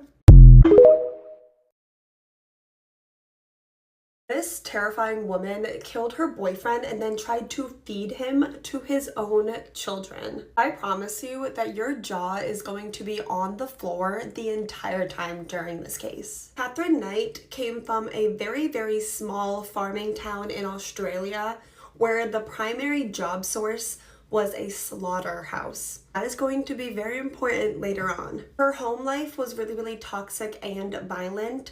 Catherine actually claims that her father would essay her mother in front of her up to 10 times per day. Catherine was a very complex and aggressive child. Literally, her own friends were terrified of her. Catherine dropped out of school when she was 15 with dreams of working at the slaughterhouse, where they would unalive 600 animals per day. And Catherine really, really enjoyed this in like a super creepy way. Even her co-workers were like side-eyeing this chick. Catherine would go out of her way to hit animals that would run in front of her car. This woman is seriously messed up and capable of unimaginable violence. Around this time, Catherine met her first husband, David Collette. This would be her first of extremely violent relationships. Catherine was so violent and manipulative and abusive. She was a really, really tall, fiery redhead and would go after men that were smaller than her so she could physically dominate them. Catherine and David's marriage was literally just full of insults and injuries for David, and Catherine attempted to unalive him multiple times during their marriage. The first time was literally on their wedding night. They had just gotten married, consummated the marriage, and then he woke up to his new bride choking him. And then another time was 6 weeks after their first daughter, Melissa, was born, when she came after him with like a broken piece of a glass bottle. David did finally try to leave Catherine. She took their 2-month-old baby daughter, Melissa, to the train tracks and just left her on the tracks as a train was approaching. Luckily, there was a man nearby that like swiftly went and got Melissa off the train tracks with literally seconds to spare before the train would have gone over her. And for doing this, Catherine only spent 1 day in a hospital and then was released with Melissa back in her custody immediately. And David took her back. They were on and off for another 8 years and even had another baby. Catherine would be extremely abusive to the kids and David. She literally fractured his skull once, and David stayed with her, never pressed charges against her. It was actually Catherine that officially ended things with David, and then Catherine would jump from relationship to relationship, each one being more violent and dark and twisted as the last one. One of these relationships, Catherine unalived her boyfriend's 8-week-old puppy. Catherine would do all this stuff to these men and they would just stay and they would never press charges against her. And it was usually Catherine that would end the relationships at the end of them, except for one man who literally was so afraid of Catherine that he ran away. Literally disappeared to get away from her. When Catherine was 38 years old, she began dating this gentleman named John Pricey. John is described as extremely hardworking. He had plenty of friends. He was really funny and sweet and very, very devoted to the children that he had with his ex-wife. Of course, this relationship with John was just as violent and abusive as all the other ones that Catherine had had in the past. She would often beat or even stab John if she didn't get her way. John was terrified of what Catherine would do next. His friends and family were begging him to leave her, but for some reason he didn't. After one really, really extreme attack, John attempted to press charges against Catherine. This was the first time somehow that any of these men actually tried to press charges against Catherine. But they told him that it would be about 3 weeks until he got his day in court and something could actually be done against Catherine. But John had a feeling that by that time he would probably be gone already. he was terrified of what Catherine was going to do to him next. The exact same day, John told his coworkers if he did not show up for work the following day, that meant that Catherine had killed him. And tragically, it was that same night that Catherine brutally unalived John. I actually can't even tell you all of the details on what she did to him. It's that disturbing. She used her skills that she learned at the slaughterhouse to treat his body like she would have a cattle at the slaughterhouse, if you know anything about that. And then Catherine began to cook him to serve for dinner to John's own children the following night. Next morning, when John didn't show up for work, his coworkers told the police of his chilling premonition, and that's when the police went to his house and discovered the terrifying, gruesome scene. I cannot even tell you all the details of what the police saw when they got there, and trust me, you wouldn't even want to know them, but I will say that it's unlike anything I bet 99.99999% of police officers have ever had to see at a crime scene. The officers that arrived at the crime scene needed counseling for a very long time afterwards. Some of them needed to take months off of work, and some of them could not eat meat for a very long time. Amongst the terrifying, gruesome, brutal scene was the kitchen table that was set for dinner, this really disturbing, disgusting dinner that Catherine had prepared, and there was a plate ready for each of John's children that would be coming over that exact day. John's head was still in a pot that was on the stove, and Catherine was just sleeping in the bedroom without a care in the world of this terrifying, gruesome, brutal scene that was just outside the bedroom door. Catherine Knight is the first woman in Australian history to be sentenced to life in prison. The judge marked her file never to be released. Good, because she is really, really scary. To this day, Catherine has never given a motive for what she did to John or even shown any remorse. She is just pure evil. Let me know what case you'd want to see me cover next, and I love you guys so much. I'll see you tomorrow.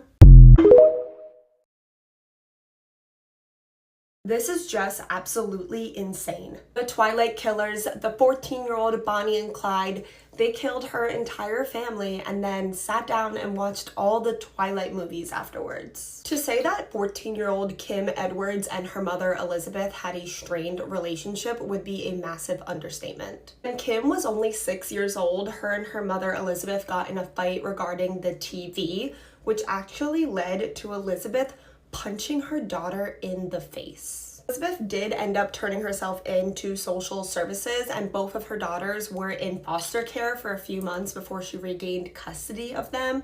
But Kim never fully forgave her mother, and this caused a long history of issues between them. Kim always felt like her mother loved her little sister Katie more than she loved her, and she not only resented her for it, she hated her mother for it. Kim was a deeply troubled girl, and things only got worse when she started dating an equally troubled, if not more troubled, 14-year-old boy named Lucas. Kim first met her boyfriend Lucas when she was walking into a classroom and he was throwing a chair across the room. What would be a huge red flag for most girls was, I guess, attractive to Kim. Lucas was an extremely aggressive 14-year-old boy. He was often isolated from the other kids at school because he would attack them. He was not popular by any means. In fact, he was like the most hated person at school. Kim and Lucas formed an intense and toxic bond, one that Kim's mother Elizabeth definitely did not approve of, and she described the couple as a ticking time bomb waiting to go off. And unfortunately, she was right, but she tried to forbid her daughter from seeing Lucas, which of course did not go well. That thing rarely goes well for normal teenage girls, so especially not Kim Edwards. She would still see Lucas in secret, and the two began to plan to unalive Kim's mother Elizabeth and her little sister Katie, who was only 13 years old at the time. And then the plan was for the two of them to unalive themselves afterwards, which I don't really understand. Like, if the whole plan is for them to be together. They did end up getting rid of that part of the plan because Kim said that she was afraid of the pain. But Kim did not care about the pain that her mother and her sister would have to endure on April 13th, 2016, when she snuck her boyfriend Lucas in the middle of the night and then sat on the floor outside of their bedrooms as he brutally unalived her mother Elizabeth and her little sister Katie. She was listening the entire time, and this attack was not quick, and she was giving Lucas like words of encouragement during it. Afterwards, Kim and Lucas took a bath together, and then they slept together in the living room while her mother and her sister's bodies are upstairs. And then after that, they had some ice cream, they cuddled and watched 4 Twilight movies. It had been a day and a half since anyone had seen Elizabeth, Katie, Kim, or Lucas, so they were actually all reported missing. Police had to force themselves into the home, and when they got in, they were shocked to just see Kim and Lucas on the couch cuddling. People have been knocking on the front door of that home for 2 days. I'm not really sure what Kim and Lucas's plan was. They didn't seem to have a plan after her mother and her sister were gone. It just shows the immaturity. When the police asked where Kim's mother was, Kim told them that she was upstairs, and when they asked what had happened, Lucas coldly said, "Why don't you go upstairs and see?" Ugh. The two were immediately arrested and to this day have never shown any remorse for what they have done. Kim said that she was happy and relieved that her mother was gone and was said to be extremely cheerful while she was being questioned. Lucas did plead guilty, but Kim did not, and during her trial, she would smirk at her family. It really just shows how evil and terrifying this 14-year-old girl really is. It is believed that Kim was the ringleader, the driving force in this crime being committed, which is why ultimately they both ended up getting the exact same sentence, even though Kim wasn't the one to actually end Elizabeth and Katie's life. They both were sentenced to life in prison with a minimum of 20 years. And this is really going to upset a lot of you guys, but they both were able to successfully appeal their sentences, and their sentences were reduced to 17 years in prison. So both of them will be getting out when they're in their 30s. We've talked a lot about minors that commit these terrible violent crimes and if they should get the life penalty, if they should even be tried as adults, if we think that they have a chance of being rehabilitated. For me personally, and this is just my opinion, the fact that neither of them have ever shown any remorse, I think is very terrifying, and I believe that they are very dangerous. And I think that it is very scary that one day both of them will be released when they're only in their 30s, which is not that old at all. They're able to do a lot of terrifying things when you're 30. If you watched to end this video, thank you so much. And to say thank you, I'm actually gonna do something I've never done before. So in the past 2 weeks, I've gotten so many requests to cover 2 cases in particular. So I'm definitely gonna cover both of them, but I'm gonna let you guys choose which case I cover tomorrow. So I've gotten so many requests the past 2 weeks to cover Wade Wilson and Gypsy Rose. I'll definitely end up covering both of them, but definitely comment which one you would love to see tomorrow get covered on this account. And just, I'll probably pick whichever one I see gets commented the most or which one ever has the most likes. Definitely let me know what case you want me to cover next, and I love you guys. I'll see you tomorrow.